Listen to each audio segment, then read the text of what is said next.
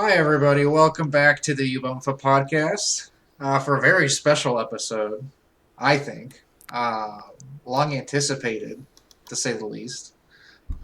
With me today, we have Andrew, Yep. Karli, Sam, Josh, and then, wow, I'm very excited to announce a special guest, Alex. Hello. Hello, I'm very happy and honored to be here. Well, that's. I mean, we're the ones that are honored, honestly. Amen. For such. I mean, this is a Oh, special stop it. occasion, really. I mean, this is a Christmas gift of Christmas gifts that we've been gifted Sure. by James Cameron. Despite the fact that there have been numerous conspiracy theorists and revisionists that have tried to convince you and I, that we're not anticipating Avatar 2. Like we weren't, like we don't care. Like they were trying to tell me that. They're trying to tell me that I don't care about Avatar 2 coming out 13 years later.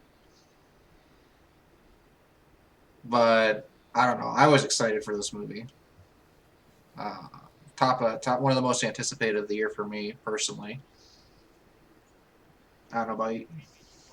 I mean, it made me watch the first one. Yeah, for the people that first didn't time, see the first so- one. I knew multiple people that didn't never seen the first one before and went back and either have or are going to watch the first one for the first time before the second they go see the second one. Yeah, it was one of the rare moments where I kind of bought into the hype and so like, what ask myself what's going on with this, and it seemed interesting enough to get into Well, it. yeah, So yeah, at least you yeah. can give them Well, it that. was so strange that like all of a sudden, so much of the discourse leading up to Avatar 2's release was like that James Cameron was like this historically like shoddy director that didn't have a great track record and made is known for making just like bad movies. And it's like it's James motherfucking Cameron. Like he makes nothing but hits. Yeah. Everything he has not missed. Never. Never. Look at his track record. He does not miss. Bro, have you seen Piranha 2? A classic, cult classic. Right. But he's made so many slammers, like just good classic blockbusters. Like he's given us so much, and people just want to. They're praying for his downfall for no reason. Their minds, their hearts have been poisoned, biting the hand that feeds them. I mean, how many like auteur blockbusters are there even That are like that good. Just tell me, cause no, I mean like in general like big releases by sort of big name directors that they're supposed to have like mainstream appeal. Talking like maybe like beyond like Scorsese or something, like like just asking cause I'm not so familiar with the It's current landscape, but who compares to James Cameron it's in that regard, of, like having an anticipated movie Christopher by Nolan. him.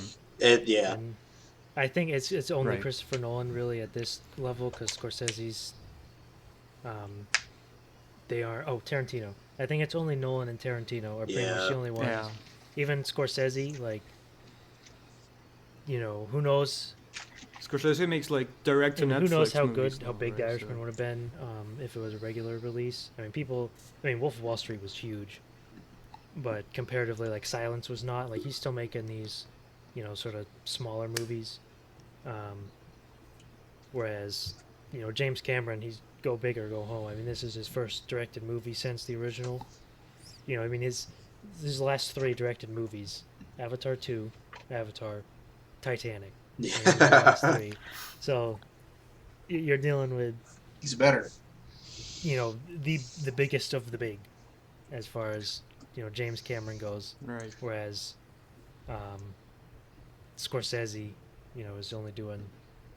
He's occasionally doing like smaller ones that aren't, huge, massive, smash hits that people talk about.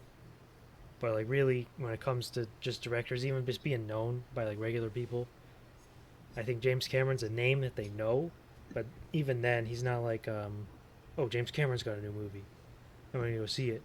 It's more like he holds all that weight and that sort of power in the business, where if he's making something, you know that audiences are going to like it and the studios are going to push it because they know, it's a James Cameron joint, so they know it's going to be a smash hit because he's been consistent, for decades of just making these smashes.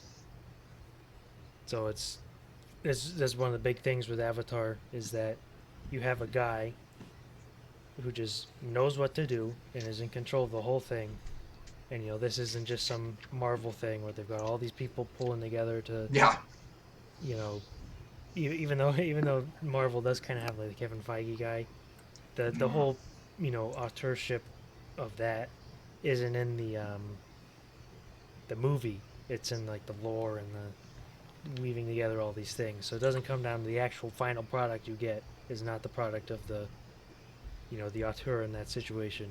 Yeah. Whereas in Avatar 2, even though Avatar 2 is massive budget, so many people working on this, all this CG stuff that has to be done. Production took place over, several years. They started shooting this in like 2014, 2015. Yeah. So it's a massive project. It's not just, some dude with a camera like making his thing. But it is a James Cameron movie and you can feel it. Yeah. All the way down. So at this level, it's him, it's Christopher Nolan, and it's Quentin Tarantino. Those are the only three who operate at this level with that, level of control. James Cameron's movies just have like a certain type of gravitational pull. You just have to go see it.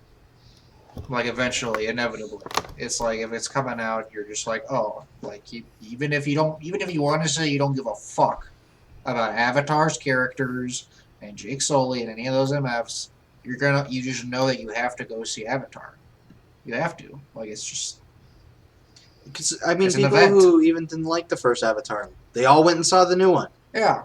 Why? Like because it's fucking. He's made hits. Like it's undeniable. It is. It just is. Like his craft is undeniable. Even if you don't love the way they're written, the way they're acted or whatever, like they are undeniable works of craftsmanship and action and suspense. Also, I guess the fact that it's like once a decade, right? That sort of lends it sort of more drama Yes. to the whole thing, right? Anticipation. To the idea that it's sort of a collective event. But that's also why it makes sense that like James Cameron isn't somebody that people just like regularly think about or talk about. Like when people say that like, oh, the first Avatar just doesn't have like a cultural impact. Well, yeah, it's been like years. And he hasn't made any, like, there hasn't been an Avatar spin-off or a sequel or a prequel or whatever, like there normally would be. Well, There's like, yeah, maybe some stuff like that, right? but like, Yeah. like, it wasn't it wasn't franchised off into a billion different other things the moment it was successful. Like, literally nothing else really major has come out from this thing until now. So yeah, of course, like, it hasn't really, like, had a long-lasting cultural impact in that way. Necessarily, the way like Marvel keeps like pushing shit into your brain twice a year, Right. Twice? 3 times, 4 times. 4 times? Now it seems like the average seems to be like around 3 or 4 now. Yeah, and then how about the fucking It's all TV hog. shows? And then all the TV shows, it's all hog meat Like too. 10 of them come out Oh, every oh. time. Every time. Every time. Did I just Every say time. that? Did I just say it's all hog meat? Did you? I did. It says all hog meat. I can't believe it. Yikes! Yikes! Yikes! Yikes! Sorry. Anyway, Anyway, yeah. But it's like, yeah, it's you have to go see. Like it's a technical feat. It is an unbelievable looking movie. yeah. Like that is the first and foremost. It is just there is, on some level, you can just kind of almost argue there's just literally a movie that's never looked better. I agree with you. On some, not necessarily like in every way, but in some ways, there's a movie that's just never looked better. And it may never look better again. It's kind of hard to imagine. The third one will. I guess it will. It's gonna be crazy. See how they keep pushing it. I mean, I was partly interested in and that like the technical Mhm. image aspect of it, it was also my first 3D movie, Yeah. I think, and since Voyage to the Oh Center my of the Earth. god. No way. Brendan Fraser. Which, Yes. Yes. yeah, that became like Me my favorite me movie for a too. couple of Me too. years. It happened to Yeah, me hell too. yeah. I have that Yeah. Oh my god, dude. Just maybe just because We it was haven't like thought the about that only We had the movie in a long DVD, and the time. DVD came with the the cardboard Yeah, plasticky yeah. 3D glasses, and you'd have the like one side that was Oh. 3D, and you'd flip the disc, and the other side wasn't. Shit was so much. Shit was still a little innocent back Oh. then. Like, Yeah. people could just like, they just had like Yeah. gimmicky, goofy shit like that. You don't get that shit anymore as much. No. Shame. But I have to say that with this movie, the 3D for me it wasn't mind blowing. At least, I mean, I didn't see it in IMAX. I just saw it at a regular theater. And it was nice. It was noticeable sometimes. Didn't feel like there were not as many like 3D bait shots as in the first one. I don't know if like maybe because it's not as new, like you don't need to center around Yeah. it as much, but it didn't really shine for me really. I mean, I sort of kind of sometimes forgot that I was, Fair. Yeah. I don't know. I mean, it was nice for like certain like just regular shots with. For me, I think I appreciated But like that it was overall, kind of subtle. Like the fact that there wasn't a bunch of like bait shots, but it was just kind of there, and it was just sort of built around it, but never like making it the number one central thing that you're looking for from shot to shot. I thought that was a good thing, but I get what you mean. It shouldn't be distracting. Yeah. It should not be a distracting element of the movie. Yeah. And I think, for me personally, I agree in that I think it was. I think James Cameron was probably very intentional about how it was blended into the movie more subtly rather than being something that was like sticking out in your face all the time. Like I think to your point, Alex, like the fact that it is not as new. Like I think in the first movie, it was maybe more trying to show off the 3D. Yeah. Whereas I think in this one, it's like he's not trying to show off 3D. He's just trying to use 3D. He believes in 3D as a way to enhance the experience in ways that are non-distracting. So I think I feel as far like there is that absence of like that. Oh, we're really going to try and like blow you away with the 3D shots. It was much more like the movie's just going to be 3D. Like there's sometimes like it's just going to have that different depth to it. I think it adds a level of immersion, an extra level. It's like why everybody's getting sad when they leave this movie, and they're joining like the Facebook Pandora depression groups. And God, yes, That's a thing. I mean, I'm not yes, surprised. Like, it's I wish I happening. was one of them. I wish I was one of those little cat dudes. Yeah, yeah. Oh my gosh. seems nice. Well, like one thing about the 3D is because James Cameron is, he's a technician. He's a master of whatever you call it, the economics of filmmaking, not necessarily like the actual money side. Well, he is at that, but more specifically the way you move things around in the shot and just the way everything just works perfectly, where you don't have all this distracting, where everything just it's so easy to follow and it's so well made. Yeah. And like from top to bottom. The composition the thing throughout was great. Yeah, exactly. And the interesting thing with James Cameron is, do you know his origin story? So the origin story of James Cameron. So he loved the movies, right? As he's a kid growing up, loves the movies. Sick bastard. And Yeah, what a bungle. Tough one. Tough so one. what kind of movies, as a kid or a younger guy gonna like? Well, he's gonna really like the sci-fi stuff. You think like Jules Verne type thing, where it's the effects are so cool because you can go out in the world and see some, you can see just regular stuff, and you just put regular stuff on a movie, it's gonna be kind of boring, to a kid. Whereas you do all this crazy stuff that you can't get in the real world, that you can only get in the movies with special effects, which is what he was so attached to. He was an engineering student, I think in California, physics or engineering, something like that. And he still really loved the movies. So he has that, engineer mind in his head. of like the mind of a craftsman. Mhm. And Yeah. so when before he broke into the industry, he was a truck driver, and what he had in his truck was he just had books and books and stacks of like how to make latex and how like all these different things were made, how like robotics worked and all this. And like during his free time in his truck, he would just read all these books, like just read like how to make this specific special effect, how to do this, how like explosives work, how all this works. So that's what he was doing, like as a, you know, physics engineering student. That's what he was like studying, and that was what he was working on. So you take that and you put it into the movies, and he just knows how all that stuff works, and he just knows how the special effects. He's Right. not just some guy who's like, all right, I want, you know, this. Can you do this? And the special effects guy's like, yeah, yeah. Yeah, like James Cameron knows what goes into that. He knows how, like the workflow of all his special effects guys. He knows all this stuff. So when you get a massive big blockbuster from someone like James Cameron as opposed to someone like the Russo brothers, who aren't like stupid, but like, you know, Well, there's levels. So Yeah. you have that just really like engineering craftsman type approach um, to filmmaking, where he's not really like he's approaching it where he knows exactly how this stuff is made, how he's gonna do it, and he just, you know, the mind of that kind of, you know, master who's able to work with all these different engineering parts. He literally is one of the editors. I mean, who else is doing that on their movies? Not a lot of people. Not a lot of people. And it shows up. You see it on the screen. Like looks the way if he it wants was don't out of fucking his look. hands, man, I can't imagine what we would Oh have yeah, gotten. yeah. So you guys are saying that basically, if given enough time, James Cameron could basically do everything himself if he wanted to.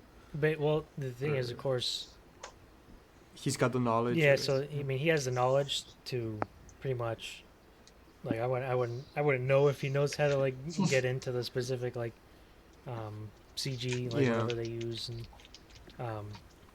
but he knows just how all those pieces work together, and he knows how they're made and how, you know, because he comes from, you know, what was his first? Yeah, I mean, Piranha 2 was his first movie. He didn't really direct it. He directed the first 10 minutes or so. Like I think it was 10 days, and then they fired him and they replaced him because he was too much of a control freak, and they didn't want, like, that's kind of a funny little thing there, is that one of his first movies he was sort of fired for trying to take too much control over the production. But I think it was Aliens. Was that his first? Like think of a I first. think so. He had Sounds like right. Aliens. Wasn't it Terminator? 2. Was it Terminator before Aliens?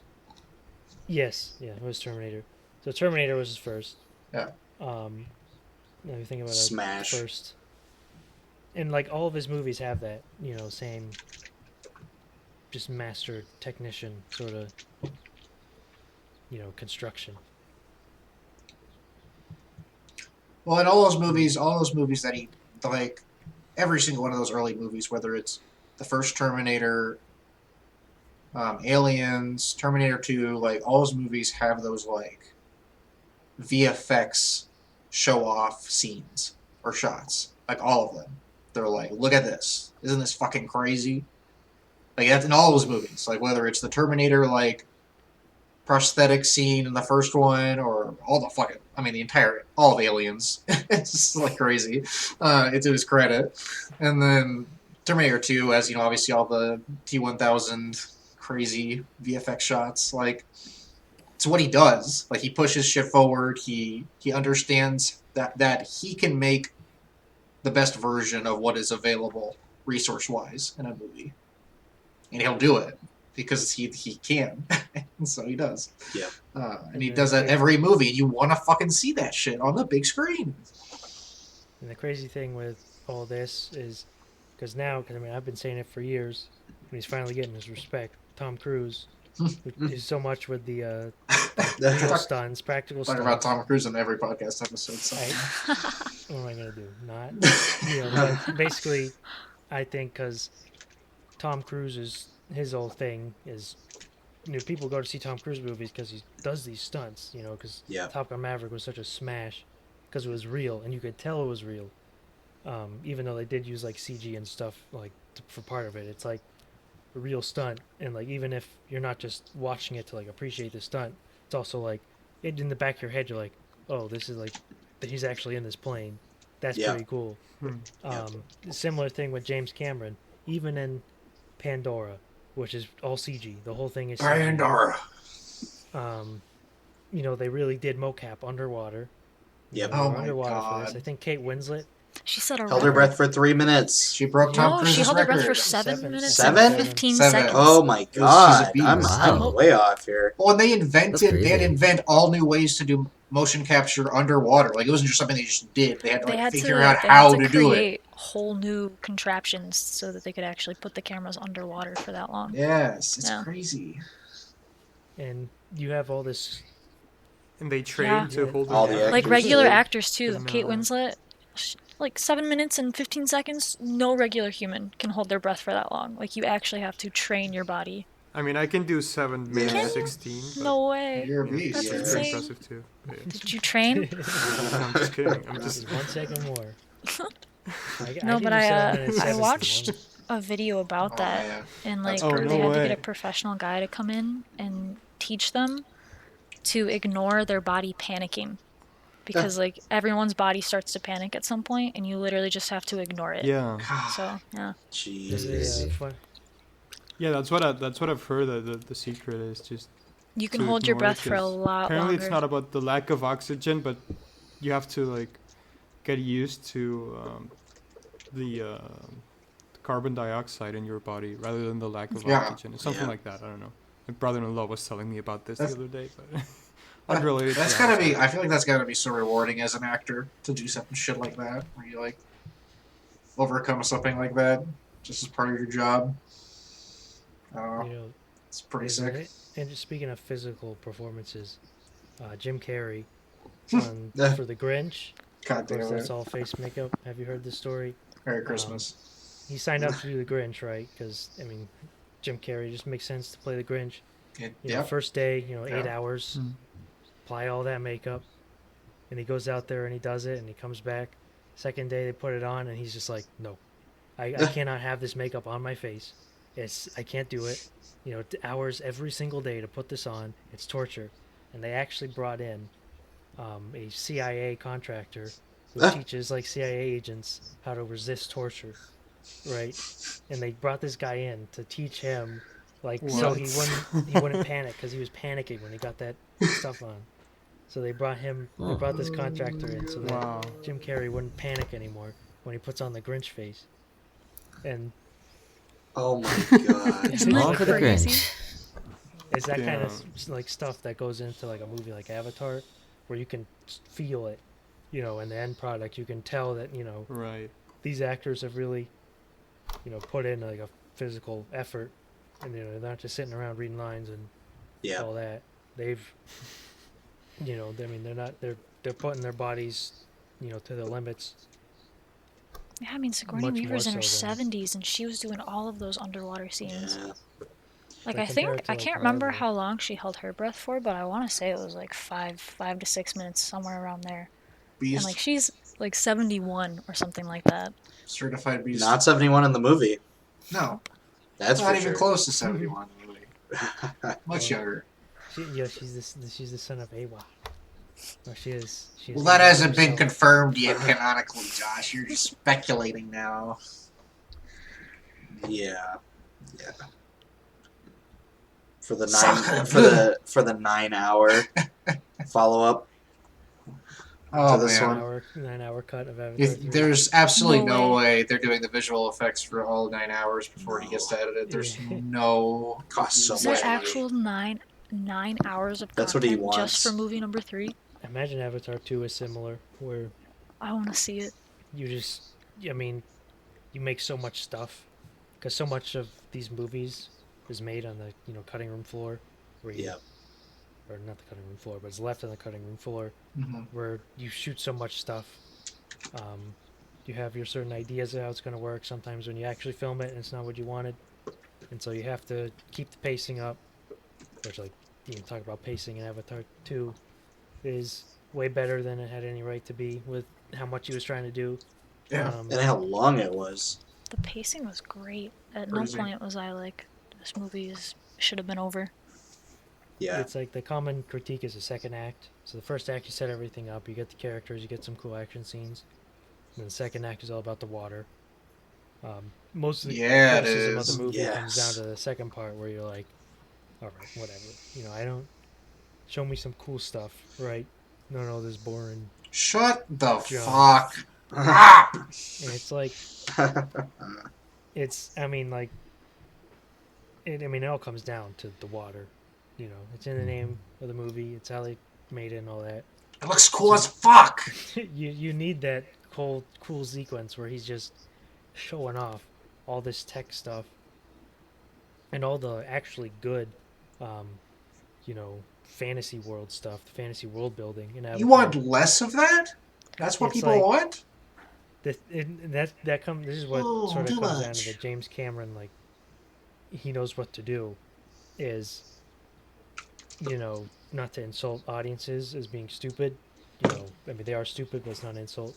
Most people, when you watch a movie, you don't know why you like it.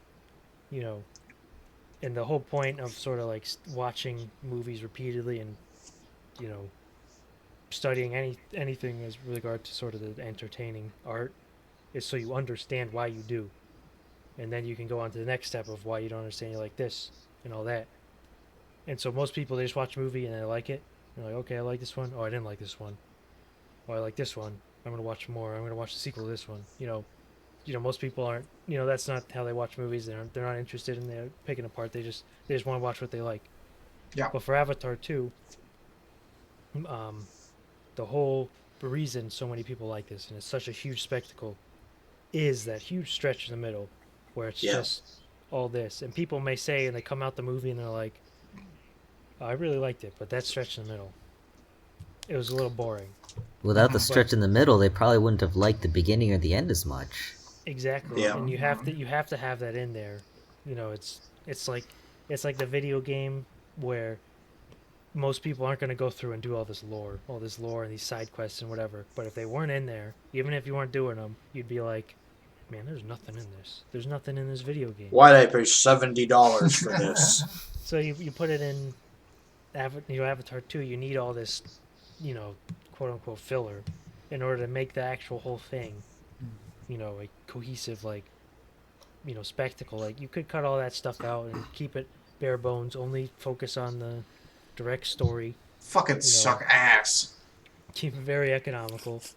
Hour and 30 minutes. Keep all the action stuff. Keep all that in, because that's what the people want, right? And you just do that, and it comes out, and people are like, okay, it was cool, in the air, out the other end. Then you just forget about it. You need all that stuff in there, which, wasn't boring to me. It wasn't boring to most people. But for a lot of people, that sort of criticism is just, well, you kind of need it in there to sell, because it's not, Avatar 2 is not a movie. You're not just going to the theaters to watch a movie. You're going to the theaters to watch Avatar 2. And you're experiencing the world, and you're sort of, you're looking at James Cameron's, massive $450 million. You have to sit there and look at it and be like, wow, what a construction. And that's the whole sort of What a deal with it. construction. Like when you go and watch, you look at it like it's like a pyramid. Why'd they make it that big? There's just one little guy's sarcophagus. Just put it in, just bury him. you need that. 6 feet, come on. All we need. That reminds me of something I read by Umberto Eco, the Italian writer. He was talking about how he believes that one of the main things, if not the main thing, that makes some work of art, whether it be like literature or movies or video games or music, whatever, it's like this, precisely this, like expansiveness, right? Of like not being just like just an isolated thing in the world, but being a world in itself, like something that you can look at from different angles, that you can that you can look into, right? And that you can sink time into, like lore or whatever you want to call it. And I guess that's the point, right? Of these like side stories that don't really advance the plot, but they're really doing something there. I mean, I feel like they are necessary there, or like they're very beneficial, right, to the overall. I mean, if you want to be cynical, like the overall brand of Avatar, right? Like The staying success. power that it might have Yeah. on people. Well, that brings up the point of like people almost seem mad at the first Avatar for not having become some ridiculous merchandising opportunity. That's like on backpacks and lunchboxes and Legos and whatever. Like it's like, oh, it's not everywhere, so it's not good. In hindsight, it's like. I mean, I for don't know. me, watching the first Avatar, it did feel like maybe this was in hindsight, but I saw some certain scenes and I was like, oh wait, this is literally a video game. Like this seems like it was made to. I mean, this seems almost made for a video game. When Jake Sully is learning to hunt or whatever, or Yeah. like when he has to tame the Yes. flying thing, Yeah. the bird. Those really feel like at some point you're gonna, like, the camera's gonna shift and then you're gonna do the Press triangle. Press triangle. Yeah, Just exactly. The subtext. But I didn't really see that in No. the second No. movie. The second one, I just feel. I mean, we can get into it, but I feel like the second one's better than the first one in like every way. It The just second one moves also had more perspectives. We were able to see Pandora More through characters, people's yeah. eyes.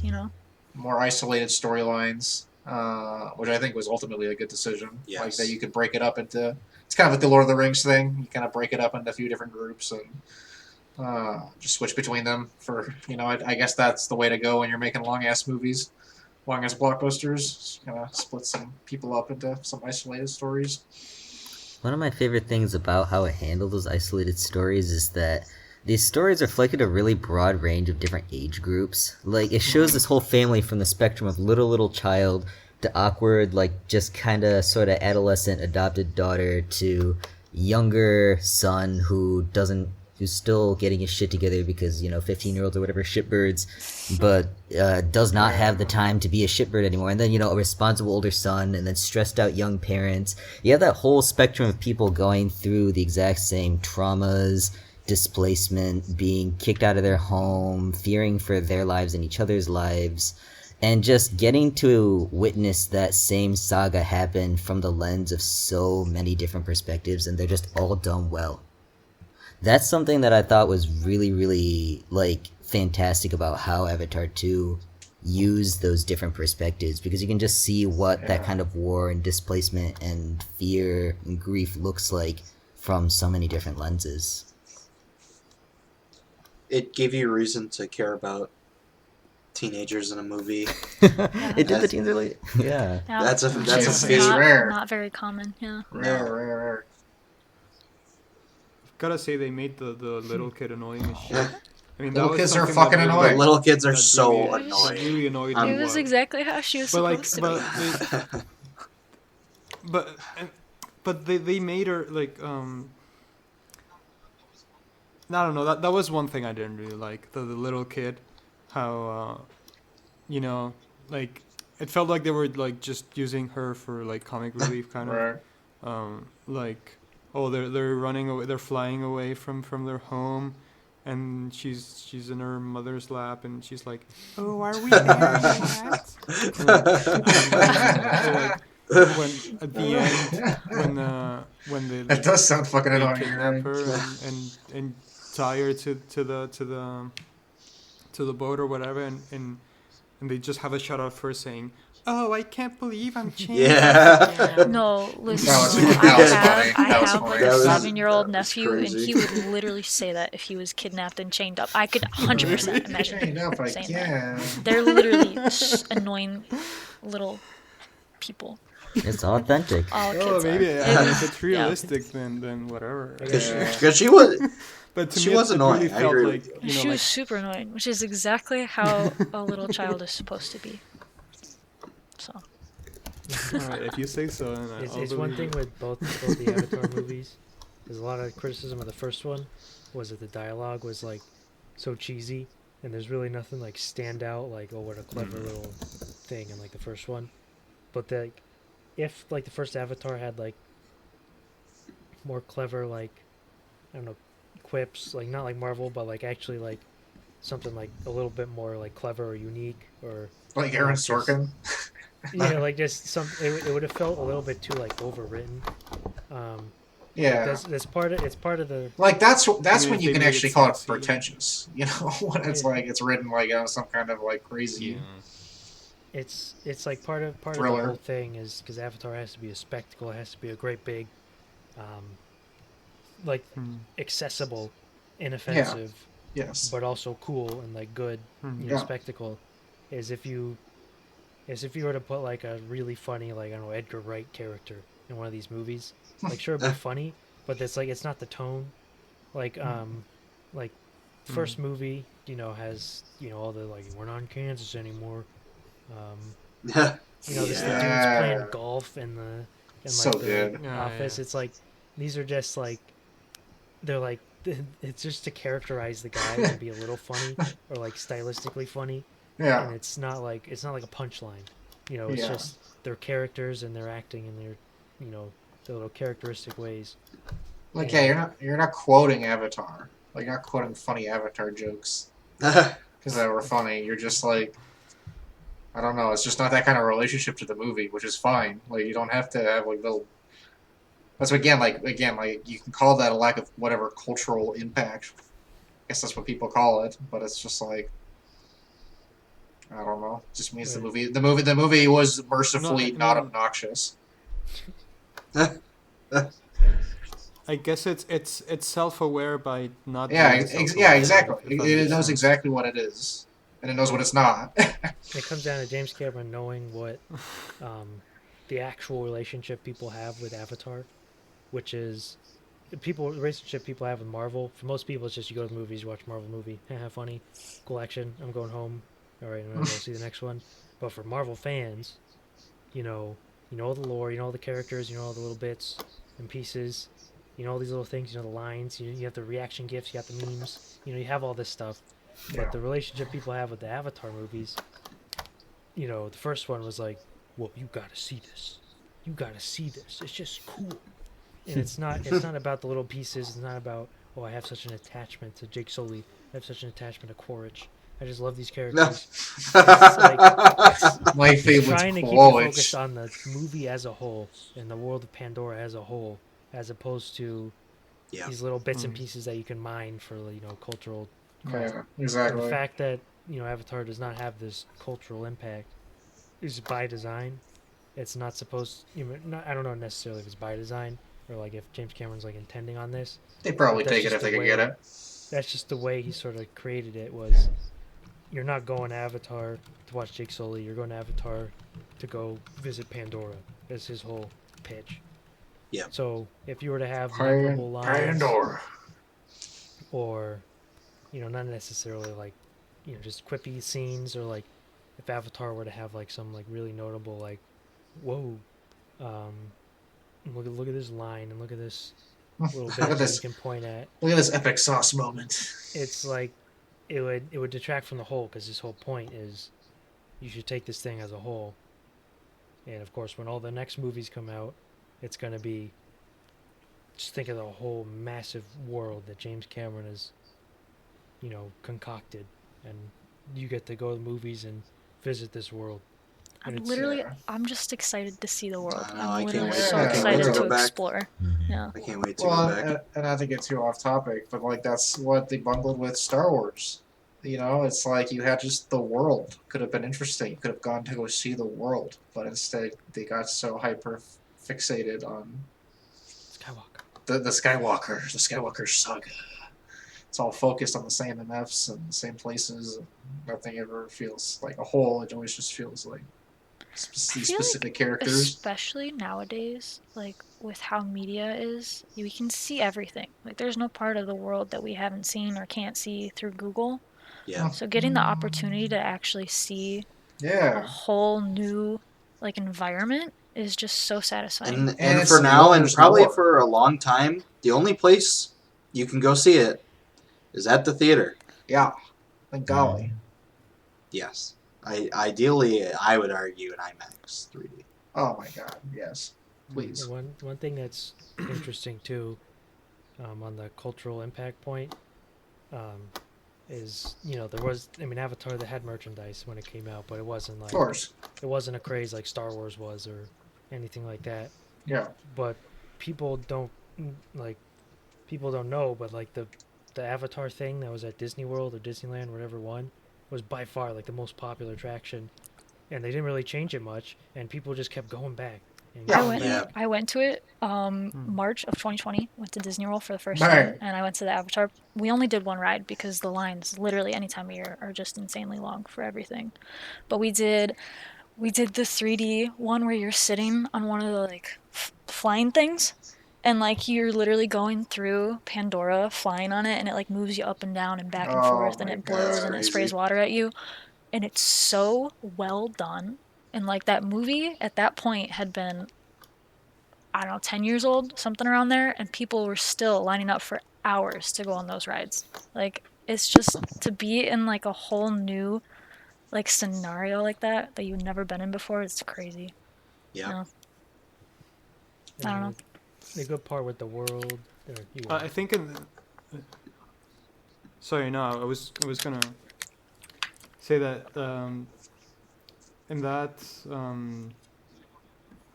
so about the part about it being like a whole new world and everything. I think it's worth mentioning here, right? Like the sort of like the real life counterparts or inspirations that this has, because I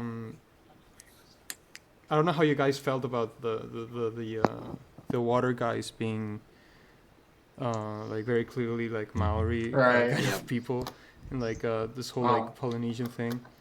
I don't know. What do you guys think? I think mostly 'Cause- it's pretty yeah. cool.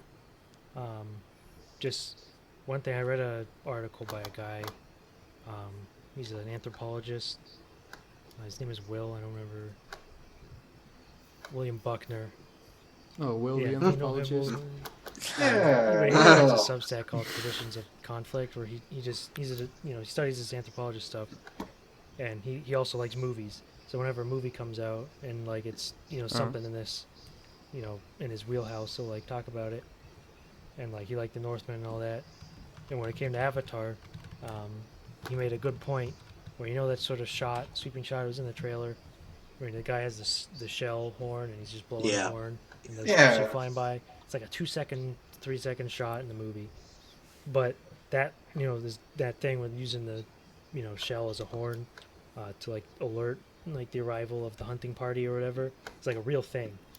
Like they in like Polynesian or whatever island cultures, Mhm. it was a real thing that like they would use shells literally to alert from the arrival of the hunting party, which is pretty much what you had in Avatar. And there's all these different things in Avatar where they try to show like the culture and these different ways of expression of all these different cultures across the world, where James Cameron would sort of take these different little examples from around the world because they're real, like they're real things that people really do. He didn't just come up with that out of nowhere, and sort of pieces them together Right. in his his great universe, where so you can sort of create his own little culture out of sort of real things.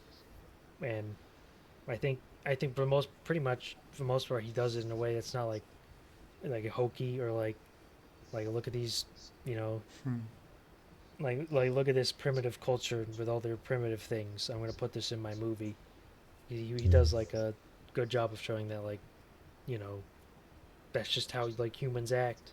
Is we have these little cultural, you know, elements, and there's so many across all these different cultures across all of human history. There's so much, and that's part of the appeal of Avatar. Is he's trying to sort of be like, look at how rich culture is across the whole world, and I'm just going to show a subset of my own, like, made up one. Definitely, I think that's something that's to be praised, because you know that's sort of like in my field of studies, like that sort of falls somewhat in my wheelhouse, so that's something that I was paying like special attention to. I was a little disappointed when they started, and he was like, you know, it took me a few years to get Navi into my thick skull, but now it might as well be English. Movie. I guess, I mean, that's a concession to the blockbuster genre, I guess. Whatever you want to, Can't go like apocalypto on it. But Yeah. I mean, you could. I mean, could you? I don't know. What do you guys think? I don't want to listen. I think no. If he knew that this was going to be like a multi-movie thing with the same actors going through it all, I think maybe he should have taken the effort to like teach him Navi, and then just have him speak it. You know, for the movies. I personally do not want to hear Sam Worthington speak Navi. But if he had been taught, you know, no, if he had been taught, he would sound like Sam Worthington, and he'd be speaking Navi, and it would be bad, and we would all be clowning on it. He gets a free pass, but all the Navi, I feel like should speak gets a free pass. Navi. If the actors and actresses can be trained to hold their breath for 7 minutes or whatever, I'm sure they can be trained in some basic Navi. Yeah. Yeah. But I don't know if that's what I want from my Sam Worthington. I mean, I don't think it's needed for the movie, but I do think it could have been. I mean, honestly, extra, you know, of all the things, of all the list of reasons I go to see Avatar 2, like, seeing Sam Worthington as Jake Sully was higher up on the list than maybe you would think. You know, I was like, it was like seeing an old friend. Underrated opinion. He's already putting out an accent, right? Yeah. Because he's Australian. So he's already putting on an American accent, but guess he's good at that. His performance in the first one is underrated. People critique it as just a very bland. You know, he's just very everybody. Well, because that's the common protagonist. You just have a plain, you know, white dude as the main guy.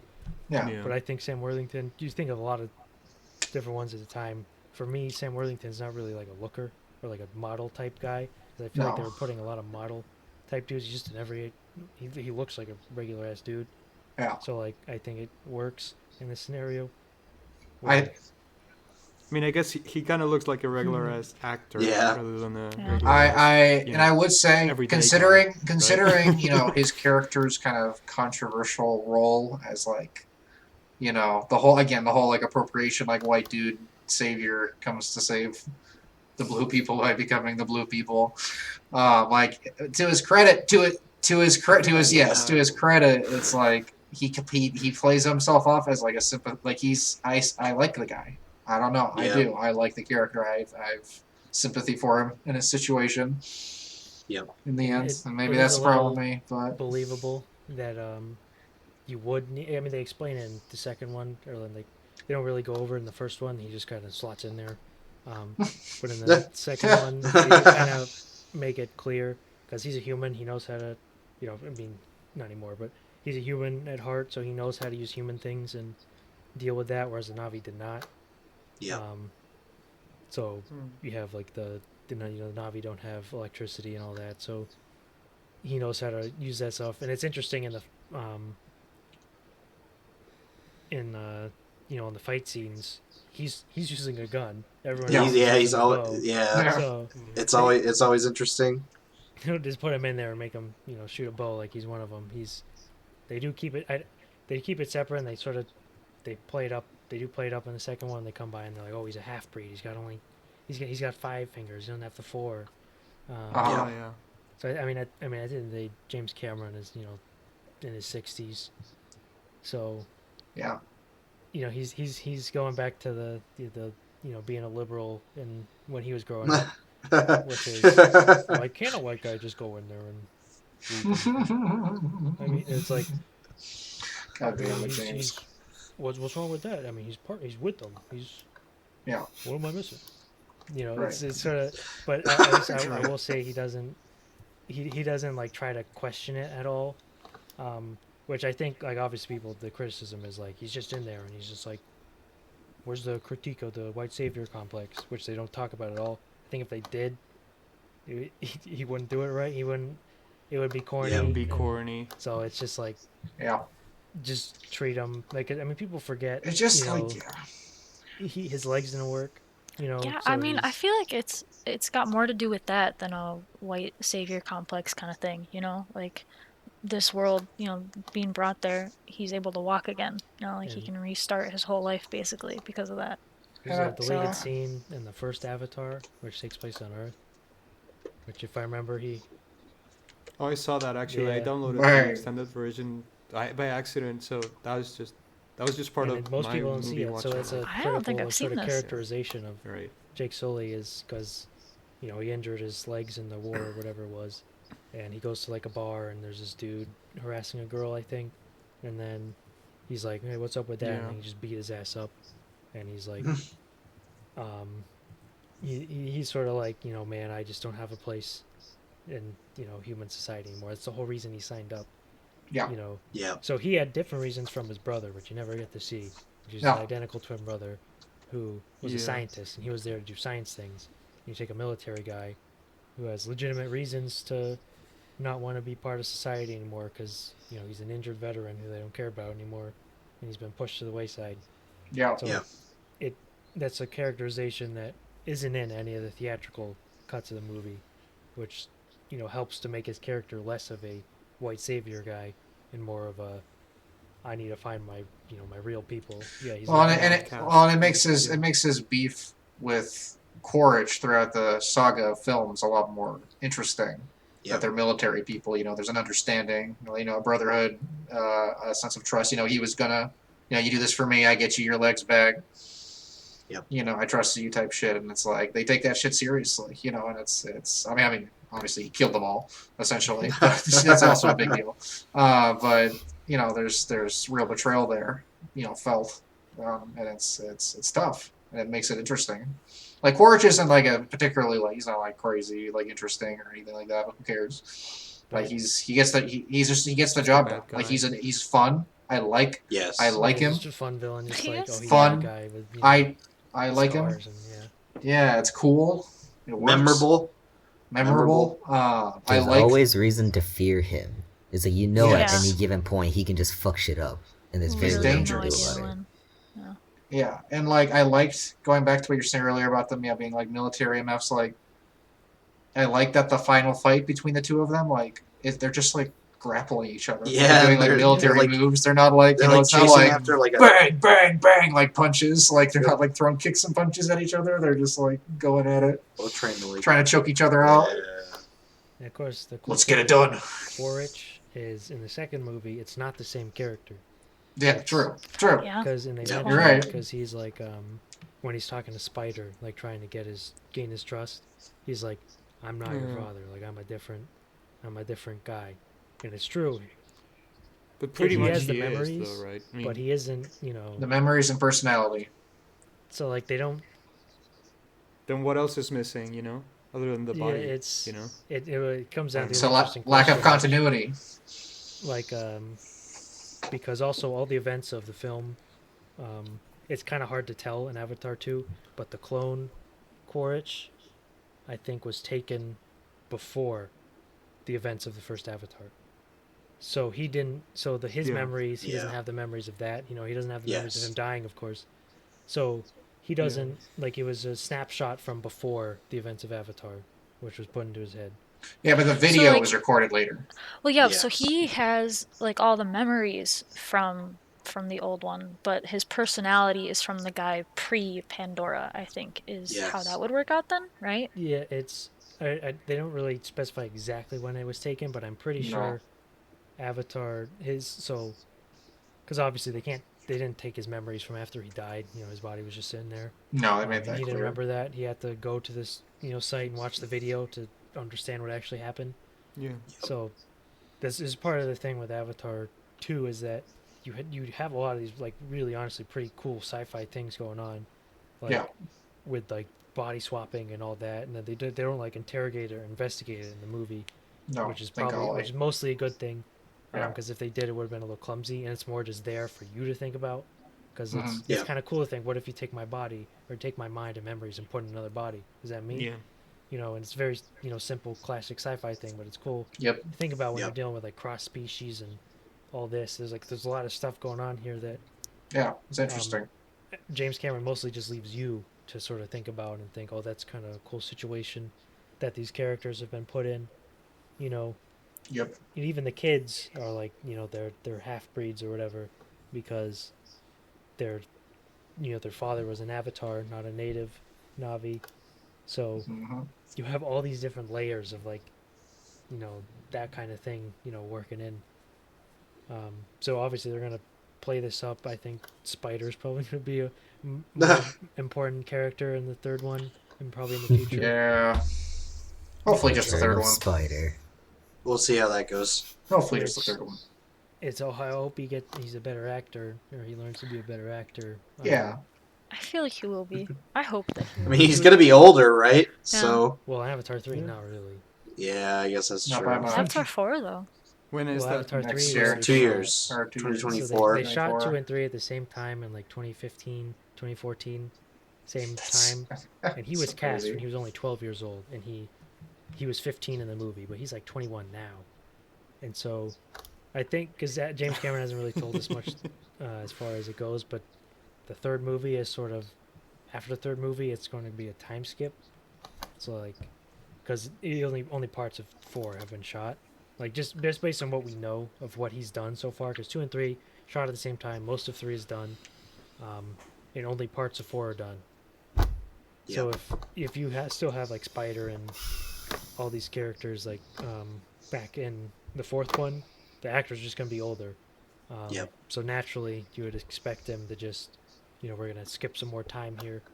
I think the implication is that 3 is going to be the finale for Jake Sully, and then the next 2 movies are going to sort of be. Oh, they're I think gonna he's probably retire. gonna die. I don't know. It's just expectation. Yeah. He's Yeah. gonna join with Awa, and I mean, that is one thing I heard people saying when I left the theater. They were like, "Wow, Jake Sully just can't die, can he?" He's So- better.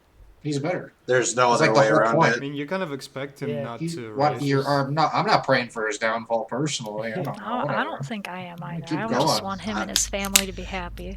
I don't know. Fuck. I was very pro Jake Sully in this movie. I'm a pro Jake Sully guy. You can, you yeah, can, he's because mark it me comes down. down to. It's funny. I watched an interview with Daniel Day-Lewis and Paul Thomas Anderson about There Will Be Blood, and the origin of the story. Right was Paul Thomas Anderson set out to make it about oil, and obviously he's trying to build up the character of Daniel Plainview, and so you bring in HW, his adopted son, and Yeah. Paul Thomas Anderson Classic. said, I didn't want it to be like a father-son movie. It wasn't really my intent, but as he kept writing, he was just like, I mean, that's just one of the dynamics of human life. It's Yeah. just the relationship between the father and son, and he just couldn't avoid just keep writing and putting in these characters. And it comes same thing with like Avatar 2. It's just one of those stories that you put it in the movie, you put it in your book or whatever, and it's natural that you get it and you relate to it. You don't have to like explain the details of like, oh, this is the father, this is the son. You just know because you deal with that every day. You deal with that in all your different media you watch. So it's just one of those things in the movie where you know that stuff.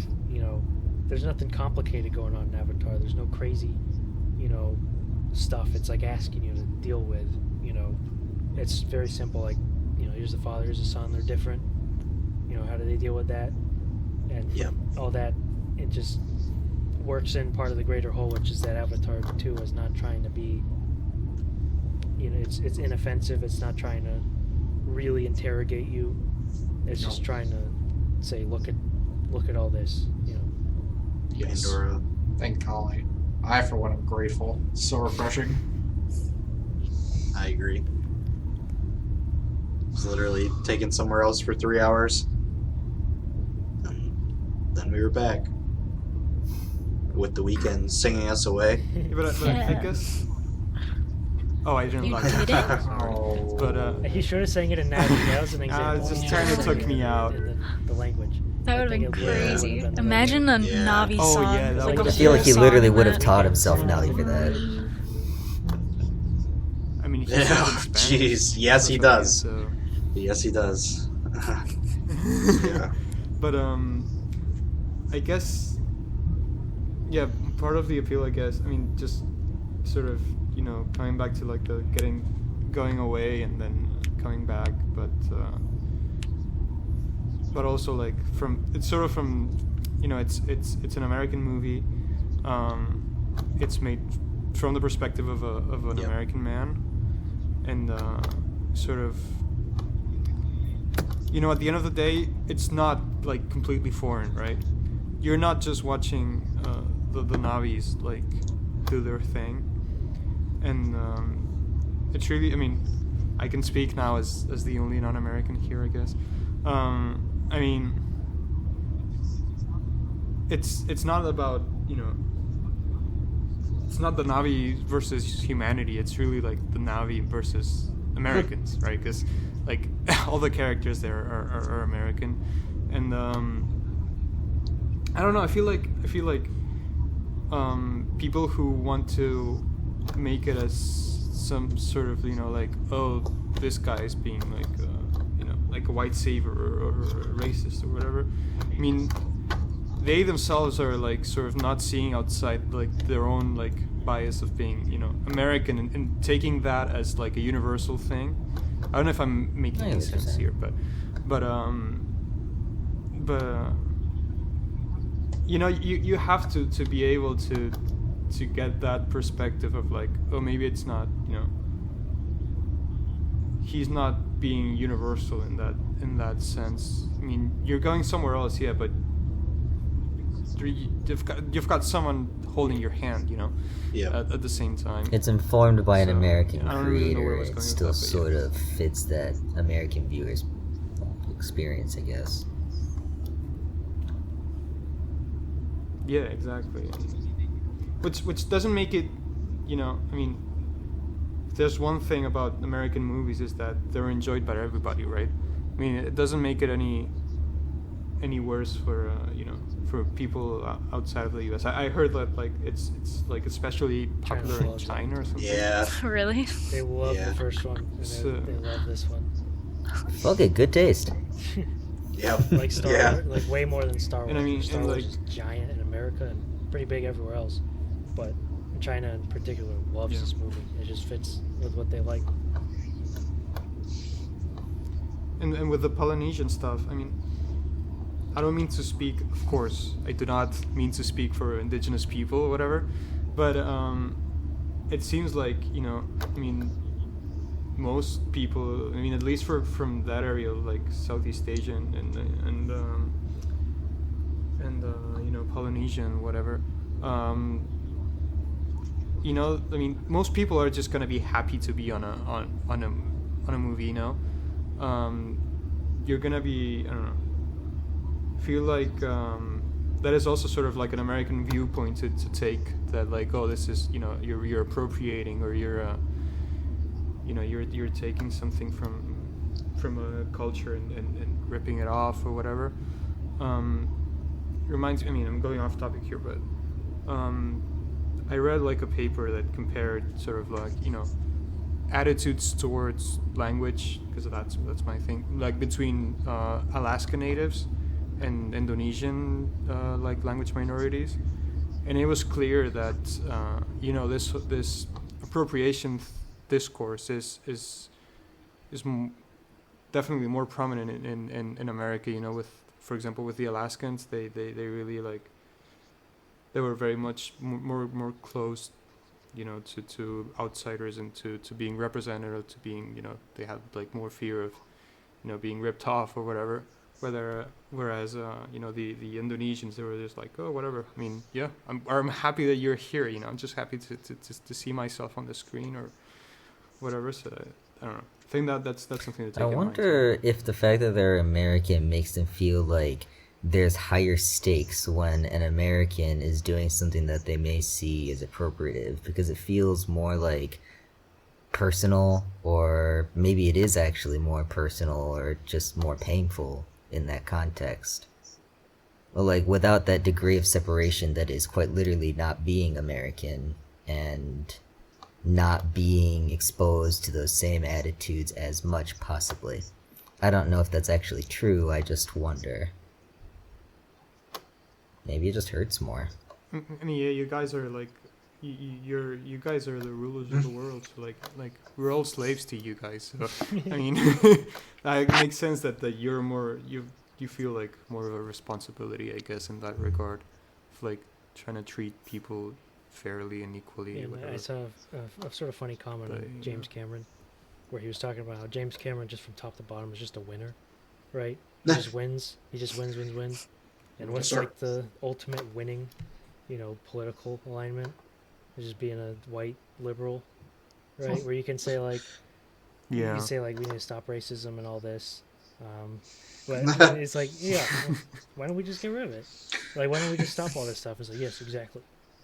Exactly. And like, it just slots right into the Avatar sort of, if you investigate the politics of Avatar, that sort of boomer liberalism, which is just the winner, which has just been winning in America for decades, is just, let's stop it.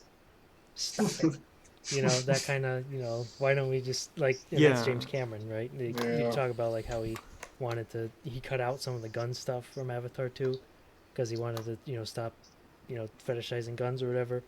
Like, that's sort of, that's a liberal thing, obviously not a conservative thing, but that's just sort of, that's everyone in Hollywood. Everyone in Hollywood is the same sort of politics. They're not communists. They're Democrats, and that's just how it goes. And so James Cameron is just sort of the epitome of that sort of American, hegemony in the form of movie. He just keeps winning. Yeah. And avoiding a value judgment on winning. He just wins. He's just better at this. He just wins at this. He gets success at this. Just from top to bottom. That's sort of what typifies James Cameron. Is just he knows he says all the right things. He's the nice old white guy who's like, oh, I voted for Joe. That kind of thing. So it just sort of works together as the all-encompassing thing. Yeah, I wonder about that. Like, for an American audience, I guess in a sense, like, if you're like a white American and you're watching that and you're watching, the imperialists get epically owned twice in a row, right? I mean, that's gotta be some sort of like cathartic thing, right? To like, because that doesn't happen really. Like, it's a fantasy, right? The Americans do lose sometimes, but it's not as clear cut as like, oh, we just shoot them with the arrows, like, because of course, like, none of the machine guns hit any Navis or barely, and then like they just shoot an arrow and it goes right through the pane of the plane. so I guess I don't know.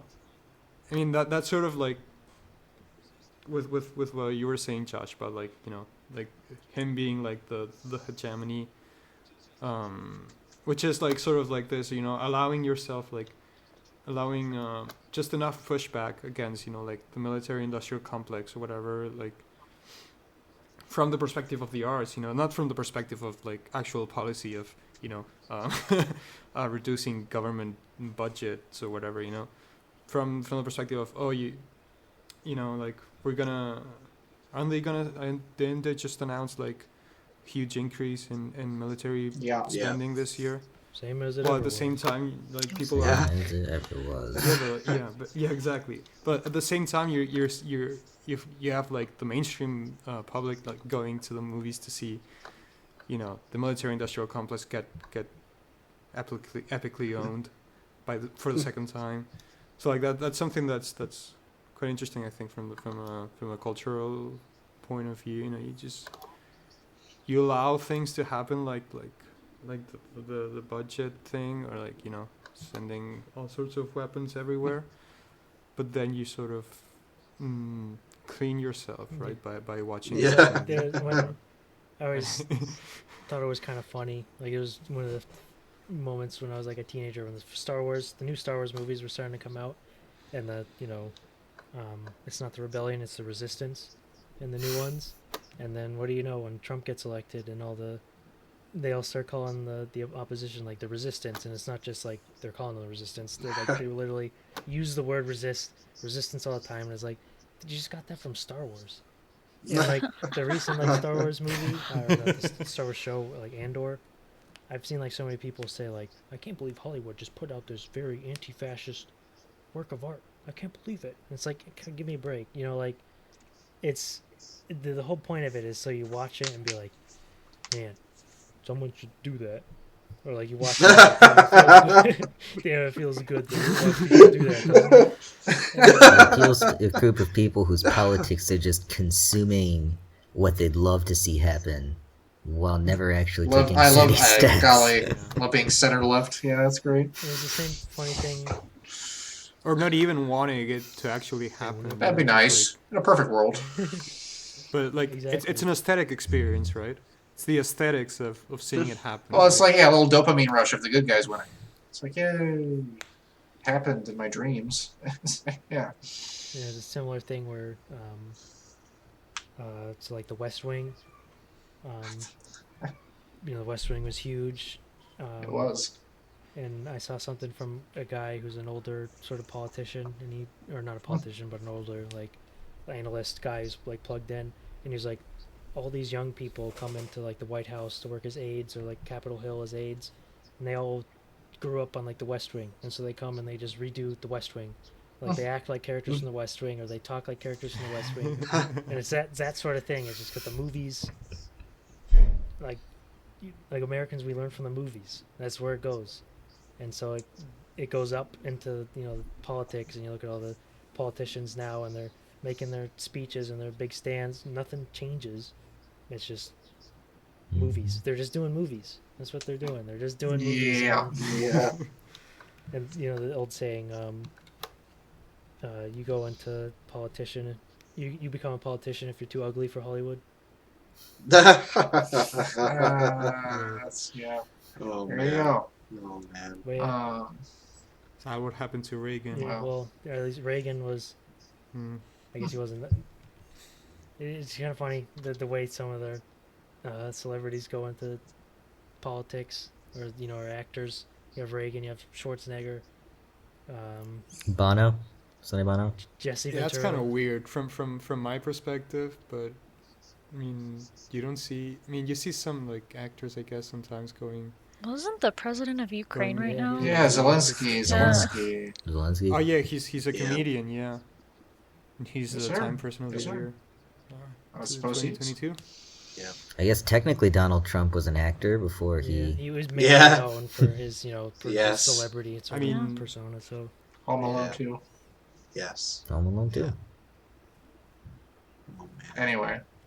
but yeah, so that's Whoa, sort of people. the interesting thing with Avatar. Is he doesn't like, obviously people criticize the first one for beating you over the head with like it's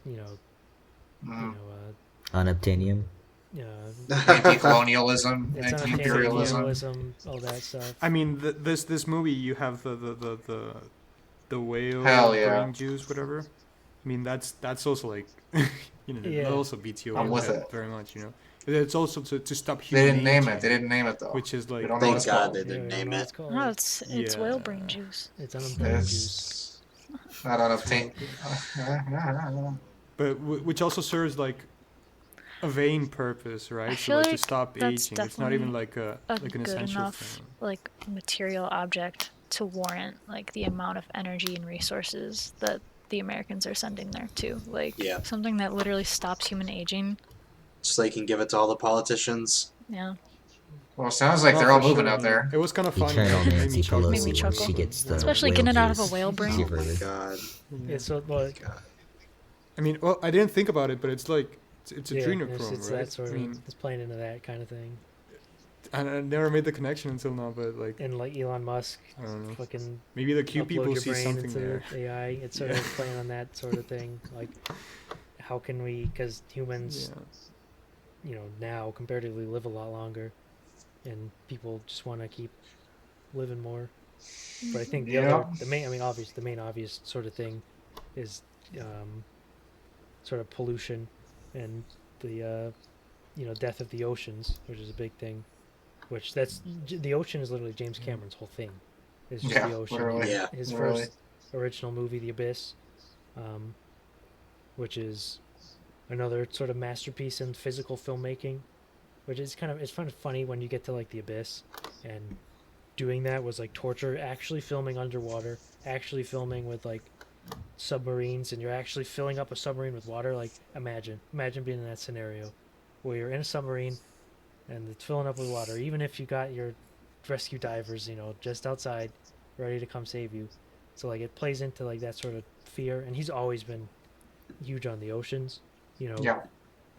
There's a funny story because he has a documentary where they found the Titanic. Of course, it was James Cameron who literally found the Titanic.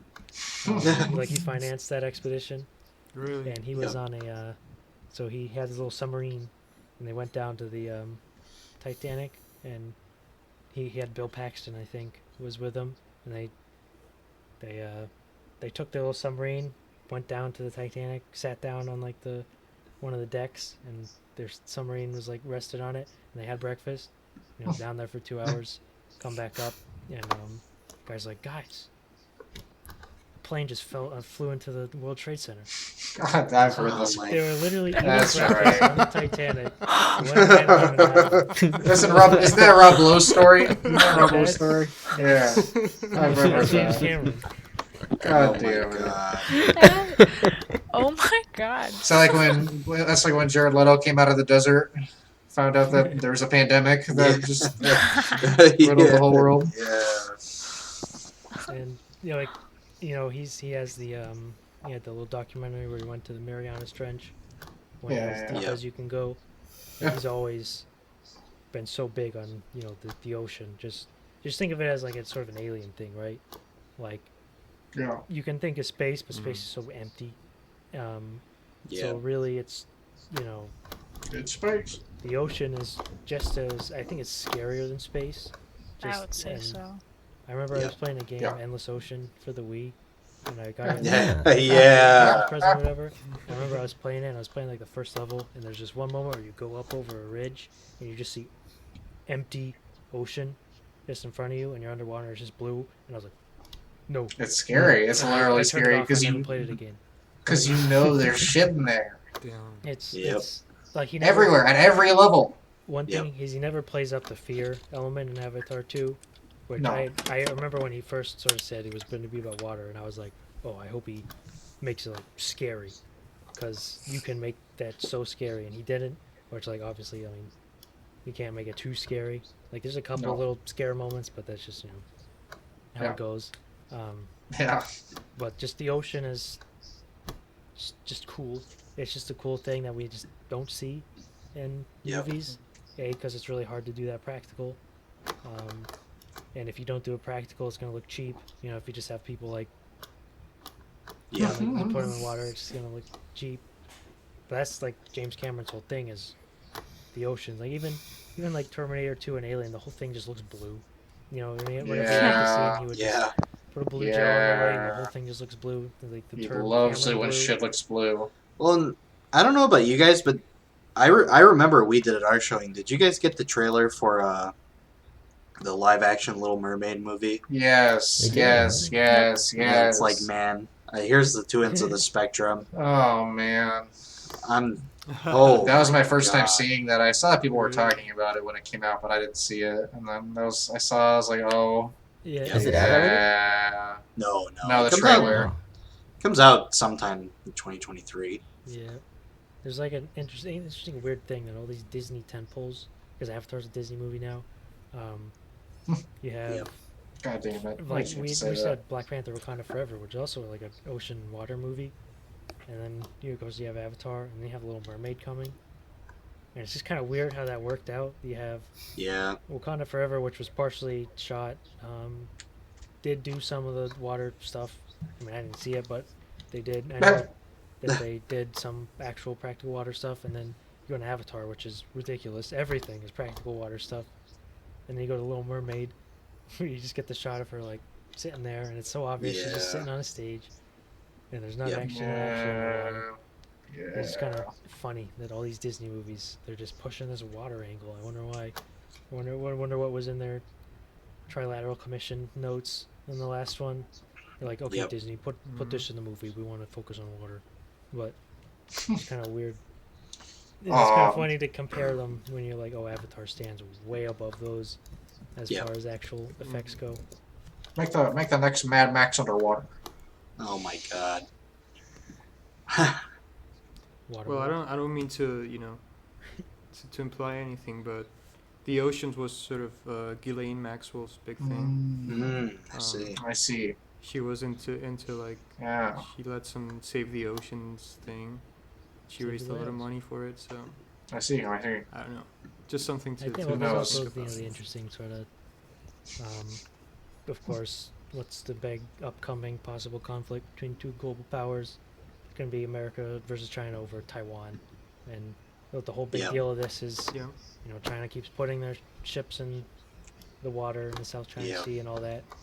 So it literally wouldn't surprise Mhm. me if they're like, we need to get people caring about the ocean so that we can use Yeah. it to like justify going to war with China or something like that. It wouldn't surprise Yeah. me. No, that wouldn't That's surprise me. interesting, Wouldn't yeah. I mean, surprise also, me. Oh. No. I also think this is also something. This is the reason why America wanted to buy Greenland.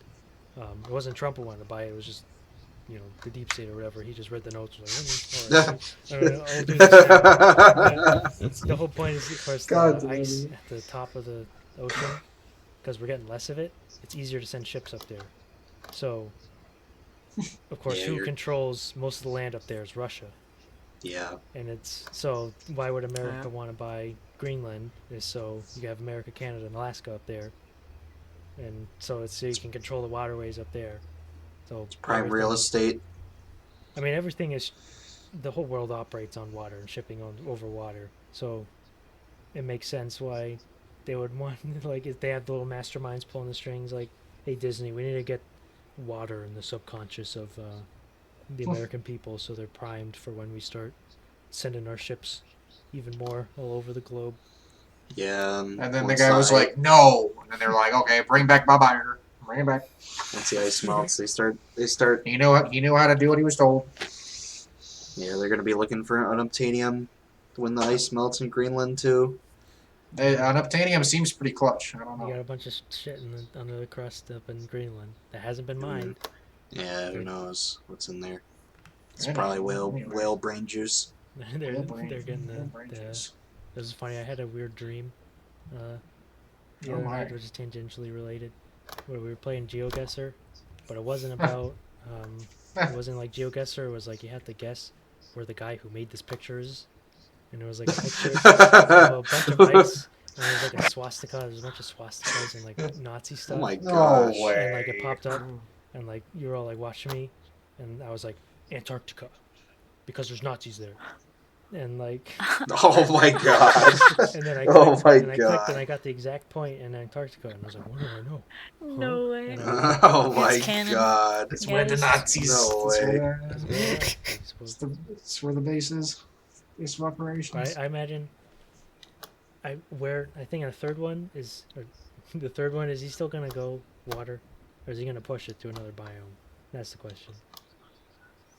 I was gonna ask about that. I thought, because at the end of the first movie, you sort of see like a montage of Jake Sully going, and we got the prairie people, and then we got the mountain people, and then we got the Yeah. whatever people. So like, I can imagine some sort of like like 4 element kind of.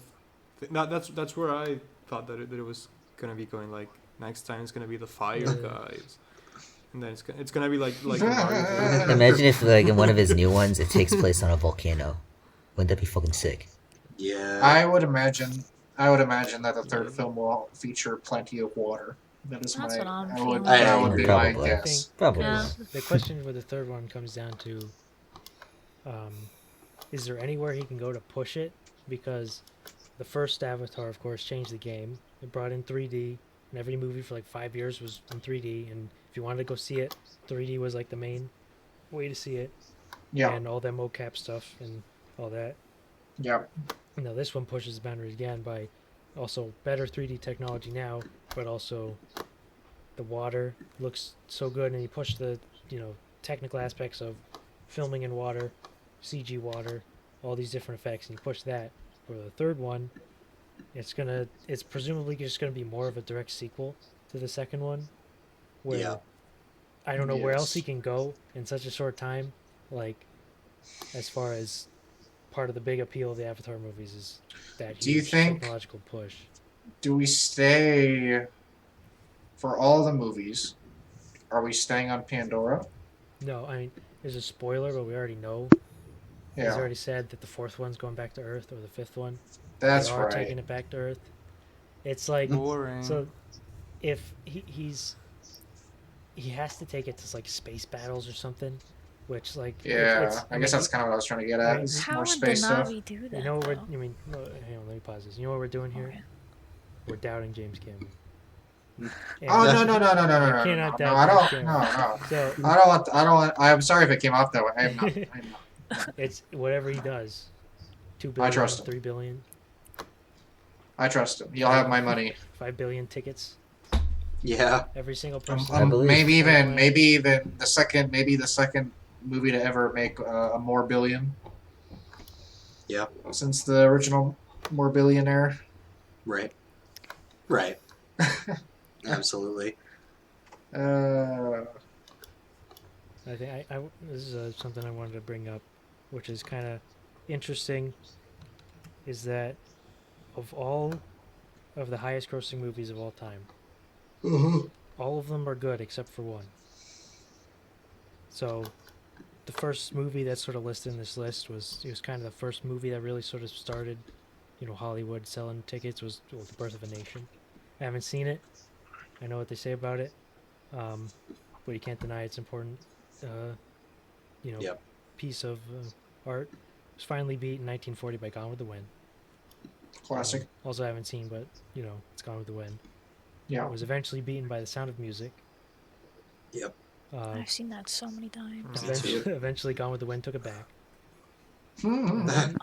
Yeah, and then the Gone Really? with the Wind was beat by The Godfather, which is kind of interesting to think about. You get a movie like The Godfather comes out now, no chance it becomes the highest grossing film of Yeah, all time. There's just no. no chance.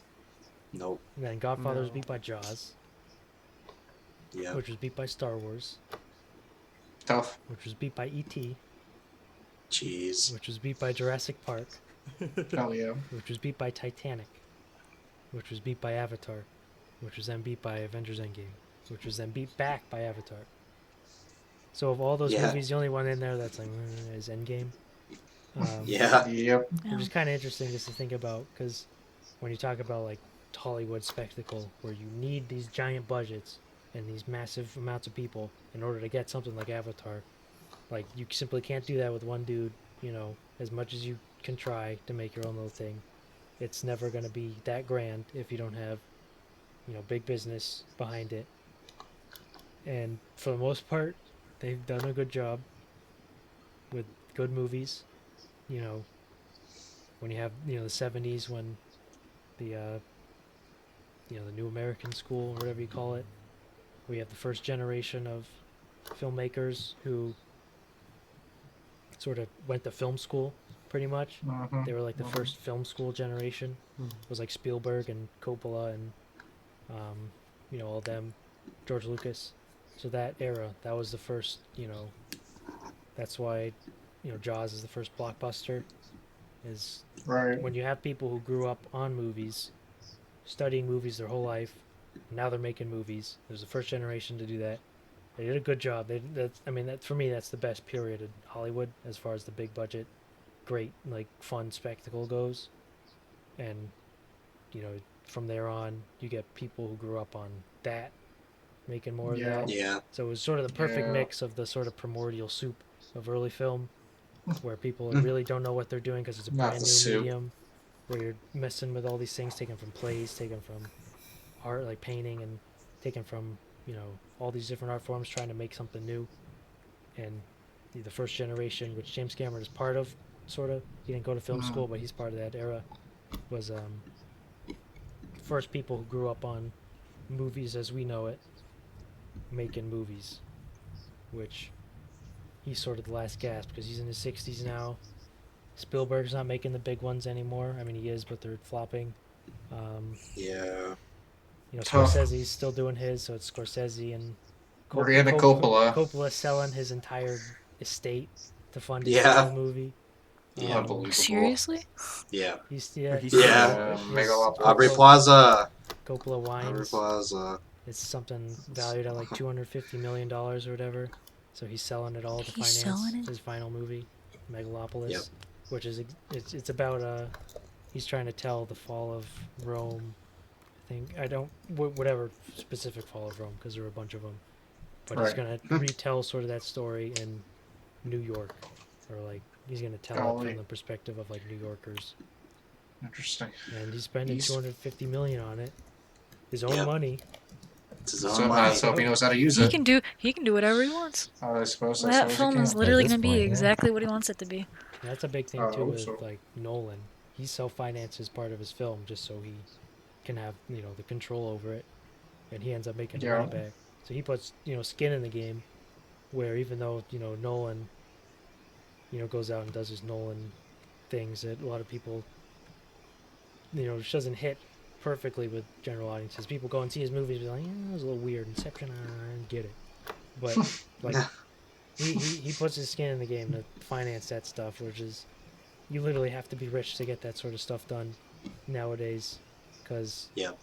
or you have to have significant like cultural cash it like Tarantino in order to get that stuff done. Yeah. Of course, the new guy who's able to do this is Villeneuve, because he's Yeah. he's the only one across the board who gets critical awards and box office success. Yeah, he reaps the benefits of making consistently good movies. Yeah.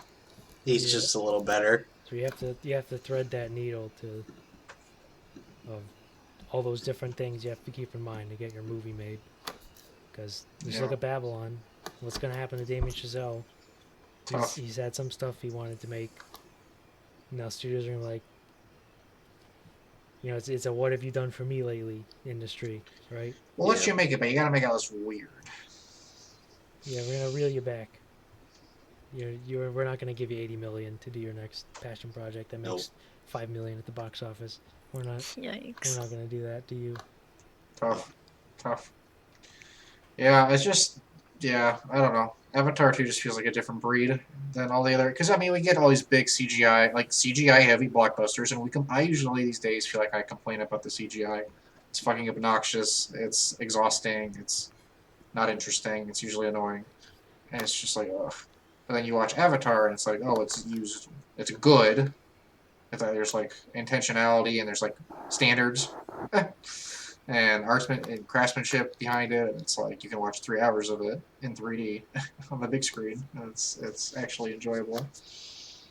And I think there's just such the emphasis of like craft these days in the way people think about movies and talk Yeah. about movies. They just don't understand what makes directors better. Like Spielberg, what made him better? Why does he make his movies the best? Or Scorsese or any of these guys. It's like.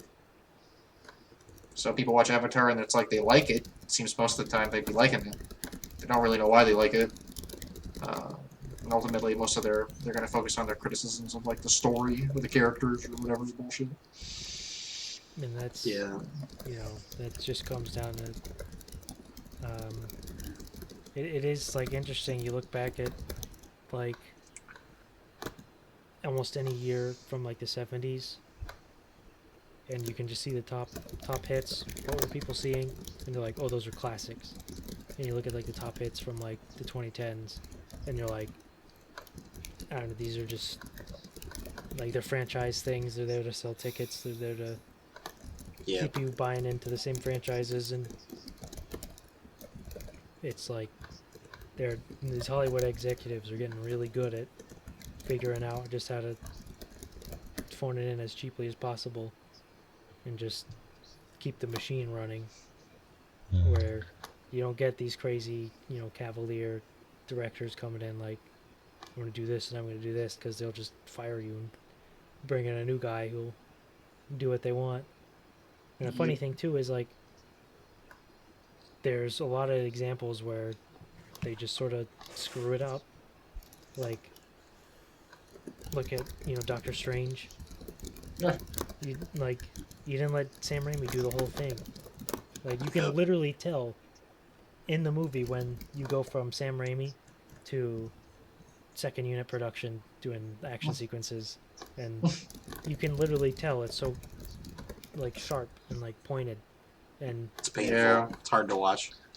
it's like people, it's hard because, I mean, my movie literacy sort of started, in the 2010s, so I don't know how people were talking about movies and how it would go if I were alive in like the 70s or 80s. But I feel like people just nowadays, it's like it's content, so that's not, you're not thinking about the artistry of it or any of that. Nope. And like, not to say like everything, not to say like just keeps getting fucking worse, but like it is. And that's what makes Avatar 2 such a thing, is like, oh wow, Hollywood put out a giant, meaningless spectacle that is actually good. And man, did we see a lot of shit this year. So, I mean, Yep. this was near the end. It's one of the last ones. And But I guess that's also what I mean. This dynamic of making shit movies just to sell tickets. That's also what allows, like, the kind of A24 kind of movies, right, to also become popular and to sell themselves, right, to market themselves as okay, we're not classic European cinema, but Right. we're middle brow. Yeah. Right? Like, That's a great way. That's a great way to say at it. the end of the day, it's still it's Yeah. still content, right? But with the sort of like the aesthetics of, or the idea of, oh, I'm not watching cape shit or whatever, I'm watching a movie for adults. But at the end of the day, I feel like that sort of industry, that market niche only exists because people want to feel like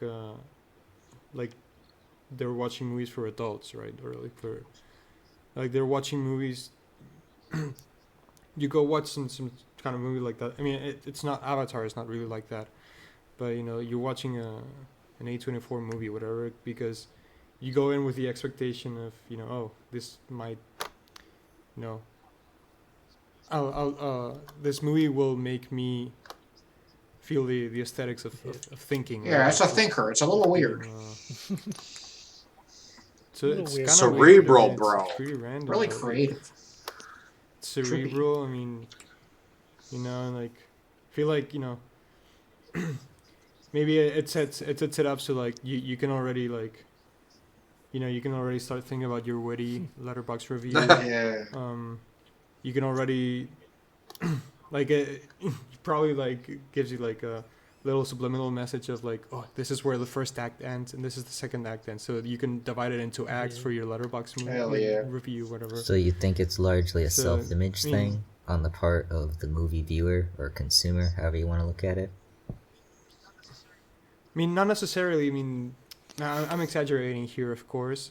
I don't mean to like put down people who enjoy whatever kind of movie, but it's just that it's. I'm just trying to make the point that it's part of like the same mechanism, right? Like the same forces that push mainstream cinema to become worse over time are also the same ones that make these sort of slightly less mainstream sort of movies to pop up. So it's just That was my point. No, it makes sense. Yeah, and you kind of get this sort of effect where you have the death of the mid-budget movie, where there's not too many now. Because there's a big clip with Matt Damon on Hot Ones where he explained it, was these mid-budget movies, which aren't the big smashes, but they're little indie ones. They're just like comedies, mostly mid-budget, that kind of thing. They would go to theaters, have some success, even if they're not like, oh, we got to go to the theater to see this type thing. And then DVD is where they make their money. They come back on DVD, and that's where they make their money. But now with streaming, you can't make that money.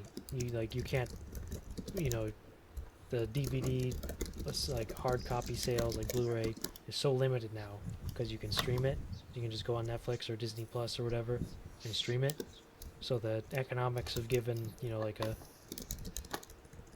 mid-range budget, like for a movie, which would be like 50, 60 million, it's not really there. They don't really want to do that too much unless it like sort of makes sense. And so you sort of get squeezed out. So a lot of the A24 movies, they get sort of squeezed down in budget, or not A24 in specific, but that sort of thing.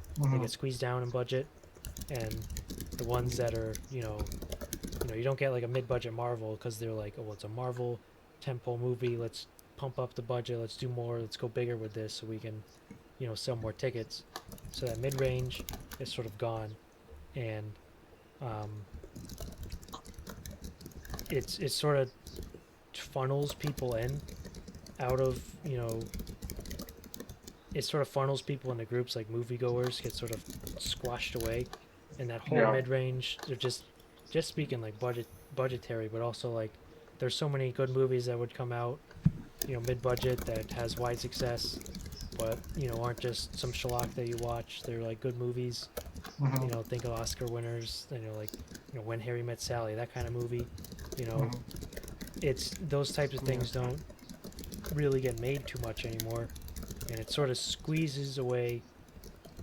You just take the type of person who's like really into like A24 stuff, and they watch all this little budget stuff, and they don't care for the big budget stuff. They just want the their main focus is on these little little indie flicks and all that, and it sort of constrains it and makes it like a fandom of sorts. You get that sort of A24 elevated horror type thing, where there's so many like these little movies that are just like total pandering, and like you get so many pandering movies all across the board now because you're being slotted into these little groups where they have to appeal to you, and it's just sort of been really bad for the quality of what Hollywood puts out.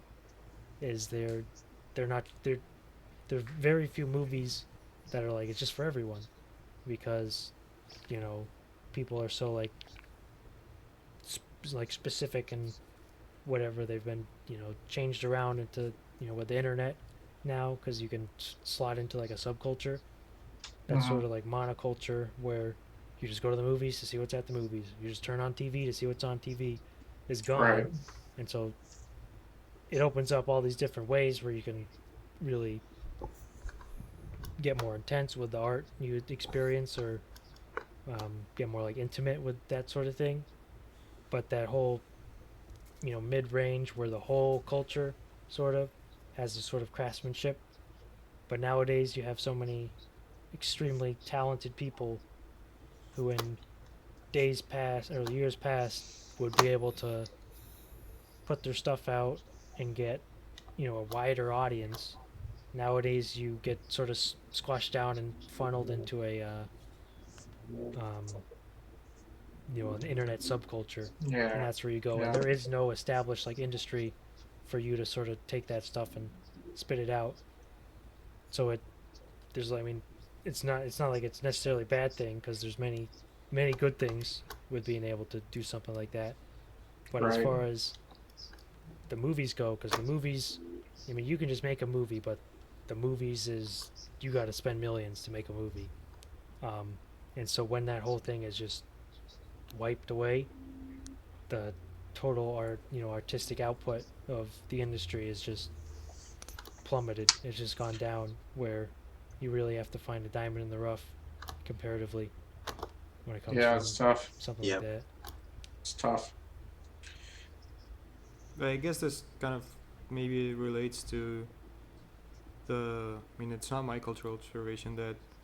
I mean, there doesn't seem to be like many Yeah. big comedies. Yeah, we've talked coming about out, that. Like, but you would get like the Adam Sandler things, or like The Hangover, or like Scary Movie, or American Pie, that kind of stuff. I don't follow super closely. So No, maybe you're right. there They're is stuff very, that's they're like pretty that, but, rare. like, you don't really Yeah. see But that. we've talked about it. It was like turn of the decade, like 2010. Like we stopped getting like consistent like comedies, like really like culturally impactful, like widespread appeal comedies. Do you think that's Sometimes why I want- everyone's so grouchy at the movies nowadays? Is they're not laughing often enough at them? Yeah, you have to go to a Marvel quip show to have a good belly laugh.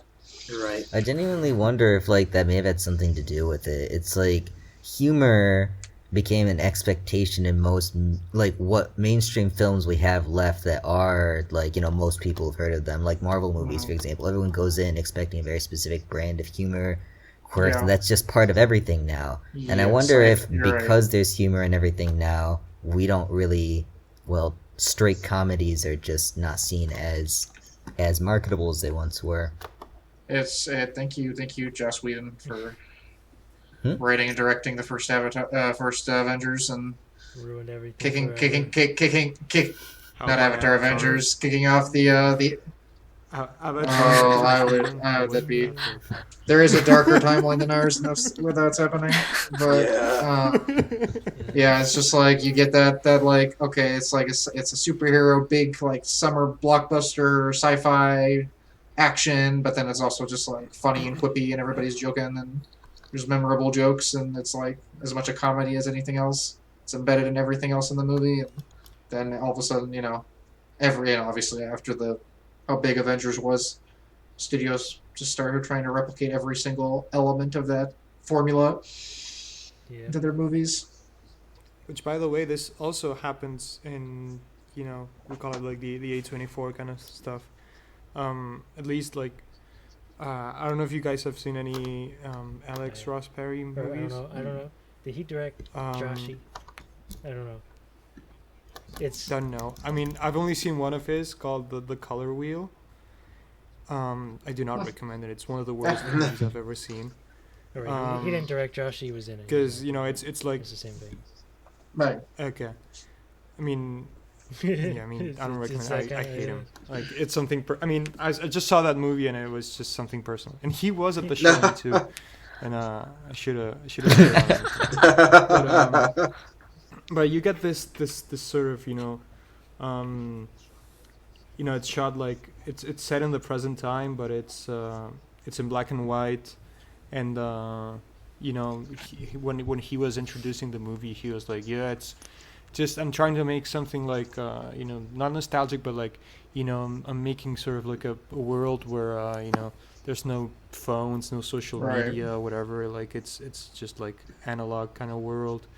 And then you watch the movie, and it's just like quip after quip, like just the most Yeah. annoying dialogue of like I haven't seen any Marvel movies Perfect. basically, but I can imagine it's sort of like the same thing of like like quick like Yes. back and forth Everybody.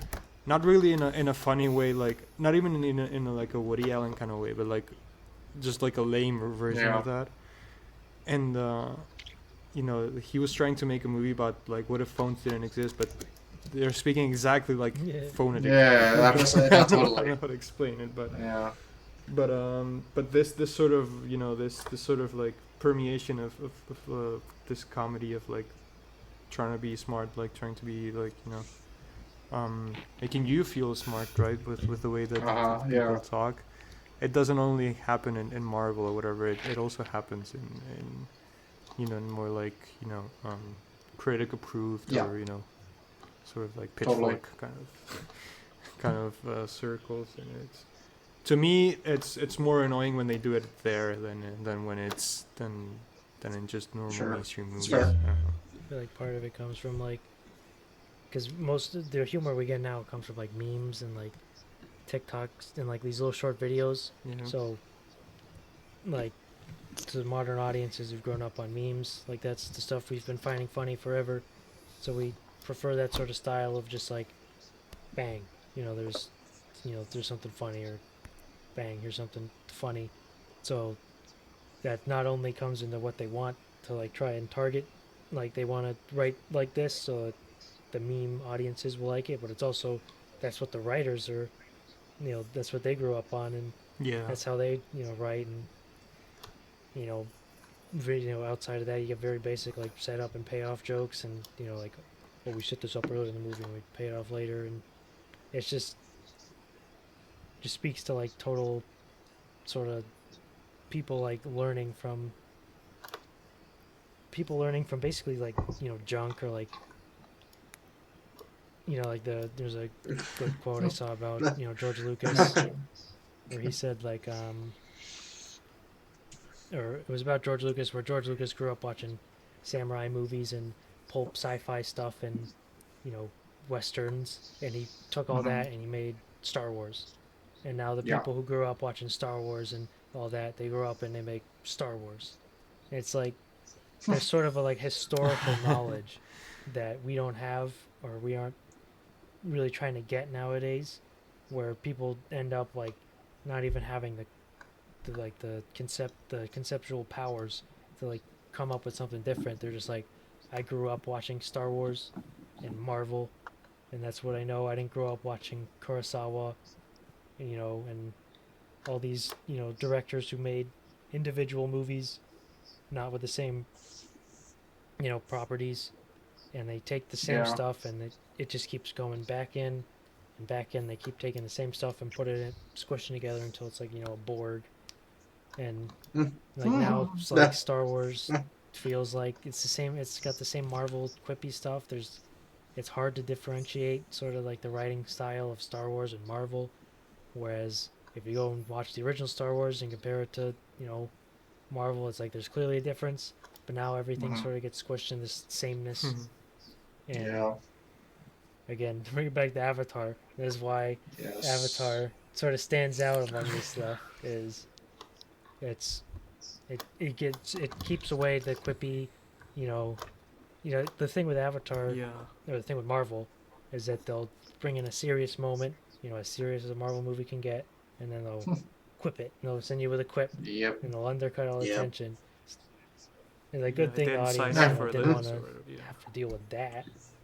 Well, that just happened. Not to be sad, but then it sort of turns into a thing where like, hey, this Marvel movie actually had a lot of heart. There's actually some real sad and real deep meaning to this Marvel movie, and it's just like a trick they play. It's like do something sad, they just undo it like 30 minutes later. No, they kill a guy and they're like, but everyone liked them. We're gonna bring him back in the next movie. Nope. And that just doesn't matter in Marvel. Right. There's no stakes. No. Actually, this is something I was thinking about Avatar that I wanted to bring up. Was Perfect. sort of when it comes to like stakes in movies, Marvel movies don't have stakes because they're just gonna bring the character back. You don't even care about the character. The character's gonna die. They're gonna bring him back in all their multiverse timeline or whatever.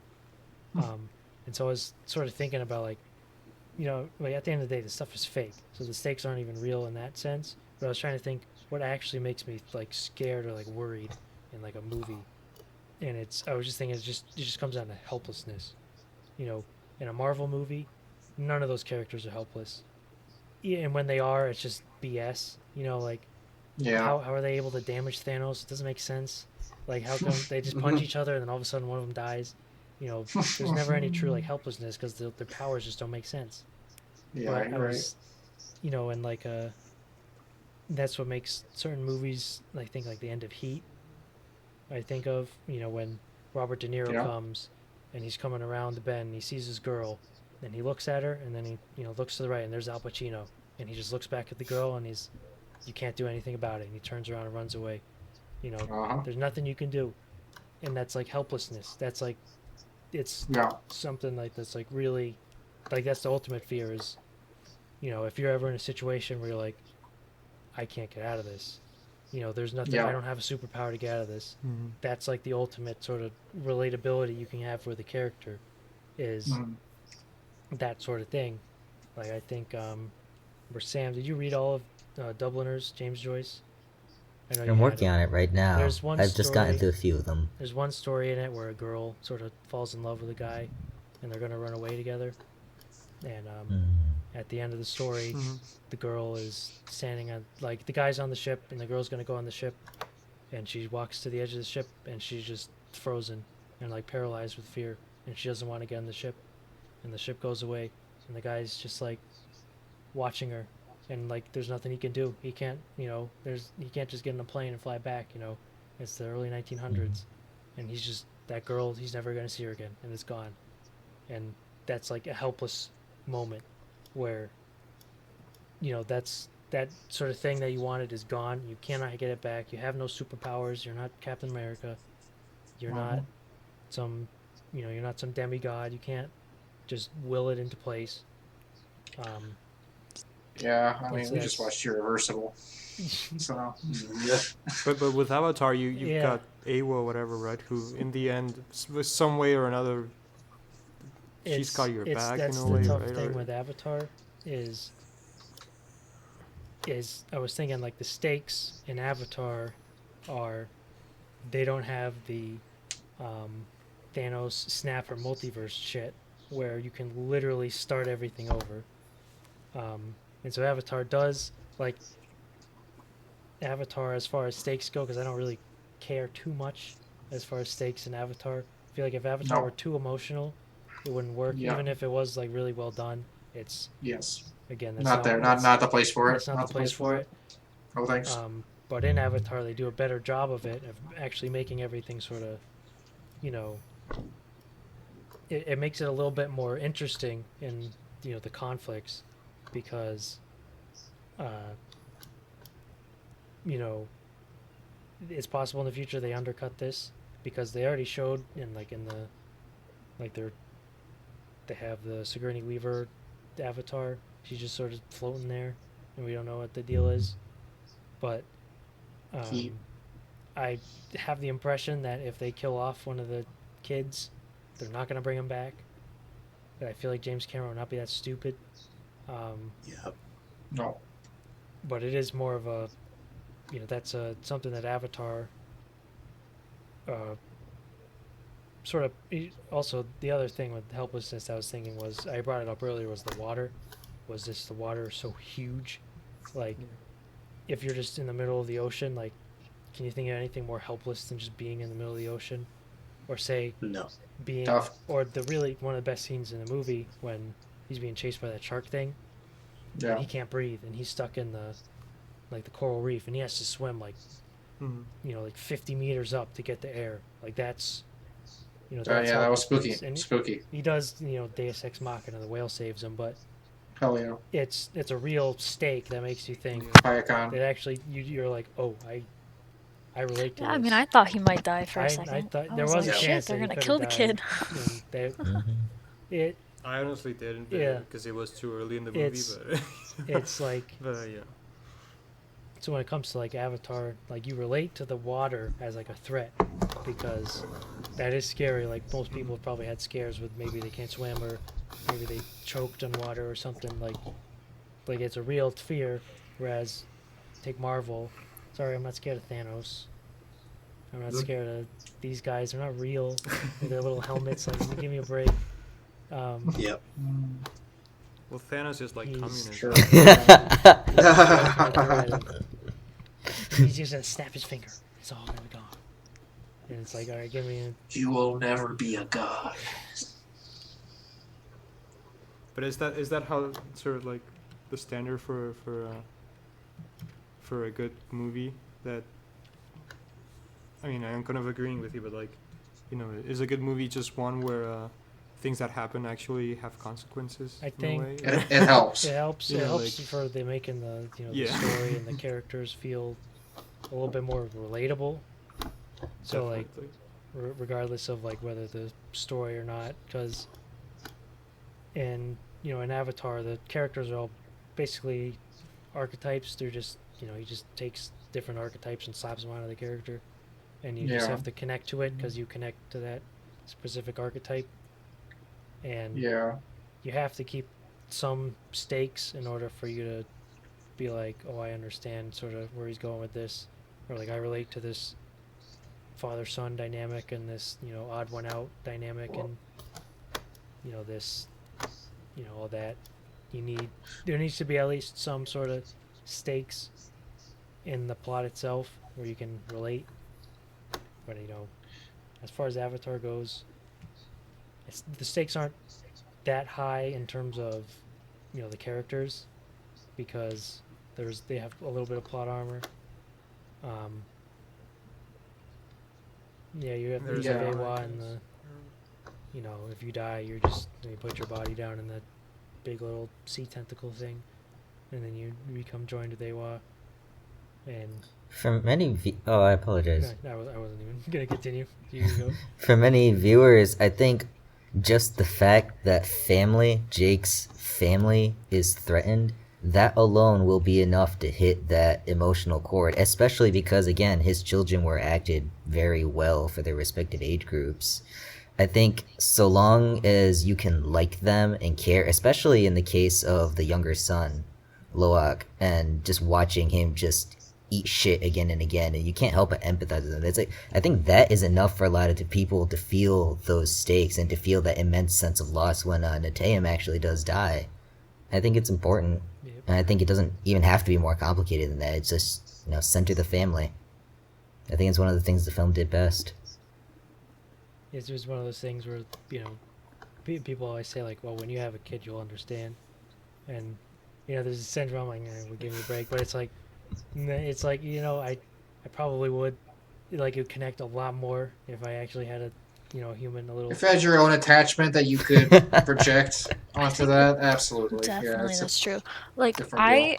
I have nephews, and that's by no means, like, as strong of a bond as, like, a parent and their child. But, like, even the thought of something happening to them literally, like, terrifies me. So, Yeah.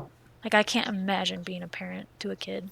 And then being a parent and watching that movie and seeing a kid die, like, It's tough. I can imagine that probably Oh, made yeah. a lot of mothers and fathers, like, their hearts hurt. So, Yeah. Yep. I mean, I have 4 children, and I would get quite mad at one I'd be a of bit them of a died. So. he disappointed me. yeah, right. He tried hard, dude. Yeah. Yeah. All my other ones live. Come That's on. why you had all the extras, right? Yeah, yeah. Right. You can't just have one. You can't just have one. But that also, that makes the Quaritch spider dynamic a little interesting. Because he's not his dad, but he remembers being his dad. I treat him as his so dad, they haven't basically, played it but, up yet, which they could. But it's one of those things where he's just like, it's in the movie and they don't question it. But if you think about it a little bit more, it is something to think about. Because the whole thing with the movie is sort of like it's sort of an adoptive family, because he is like a, you know, he's not, or Spider's not one of the family, you know, but he is a human, and then Jake Sully's a human, you know, he was a human, Yep. so you have that sort of, you know, dynamic. Yeah. And I think the Quaritch thing will be interesting because Spider, you know, spared him because he was his dad, or Yeah. quote unquote. So it's like an interesting thing, because that is kind of a interesting, like, you know, dilemma for him. Because if they were just like all humans fighting over, like, you know, if the Na'vi were just some, you know, like Indians and whatever, and Quaritch was like a, you know, British settler, and then he had like the son who had went off and joined the Indians, it would be like, okay, it makes sense that he would still, you know, have respect for his dad and not want to leave his dad for dead. But then when you swap it up and it's not really his dad and it's a completely different species, but he sort of remembers him, and you're a human, but you feel more like a Na'vi, and that's a Na'vi who feels more like a human, and it, like, you do have all this kind of cool stuff like going on here that is, you know, more for food for thought than it is like examined in the movie, which is to its credit. Shouldn't do absolutely. it, but I feel like Totally. that's what the third one's probably going to be heavily about. I feel like there's going to be a switching of allegiance between either Spider or Quaritch. I feel like something's going to happen there. But I feel like the more interesting dynamic would just be neither of them switch their allegiance, and then, they have to, Yeah. they have to duke it out, in the end, Yep. which is what they were trying to do with The Last Jedi, and Yeah. they undercut that with the ninth one because we can't have something like that. Not What are you in gonna my do? blockbuster. Absolutely not. Yeah, I guess that's what sort of like what good sci-fi or fantasy like does, right? Like it rarefies, your own world to the point where you have these like anthropological angles of, anthropological in like the sense of like also like family relations, and also intercultural relations, and I mean you see like this sort of conflict among people who are not who are not American. Like this movie sort of passes the Bechdel test of indigenous people not talking about white They got other people. shit. They got other shit to worry about. And that was something that I thought while watching the movie, right? Like how, how when you're doing like imperialism or whatever, you don't. I mean, it has a ripple effect, right? And people who are refugees somewhere. I mean, they also like bring instability to the others, and so I don't know where I was going with this, but yeah, I guess I have to praise Avatar for that, for the sort of like the anthropological food for thought that it brings in that sense. There is another parallel I remembered was when I was thinking about this stuff. I was thinking about like different memories in someone else's head, or in a different body and all that. And of course, you got the ocean, moon, planet, and it made me think of Tarkovsky's Solaris, where the whole deal with that is you go to the Solaris moon, and then the planet alien thing sort of starts creating the stuff that's in your mind and makes it real. And the crux of the movie is that it creates the guy's dead wife, and he has to like deal with like, is this dead wife really like my dead wife? It's just my memory of her and all that, which is just not examined in Avatar, but that's sort of the kernel there. It's just sort of put in there, so it's nice. Yeah. Well, to sum up, I feel like I personally very much enjoyed Avatar. I think it's good. I think everybody should go see it. Don't be lame. Yep. It's very easy to just go see it. I thought it was fine, but you guys kind of made me appreciate it. Yeah, it's one of those things where it's as far as all the Hollywood shit, because we've watched all that shit. It's like it's a breath of fresh water to get. Oh yes. Oh my. Where you have something that's competently made by people who care about what they're doing and they care about the audience. They're not treating the audience like dummies who just want to go ooh, ooh, ooh, like the Marvel guys do. They just like Marvel audiences are. They cheer before things even happen. Yeah, because they know it's. They already know. They already knew it was in the movie, and like. But you can also go to Avatar, right, and go. I suppose you could. It's the difference is more like with Marvel. They're like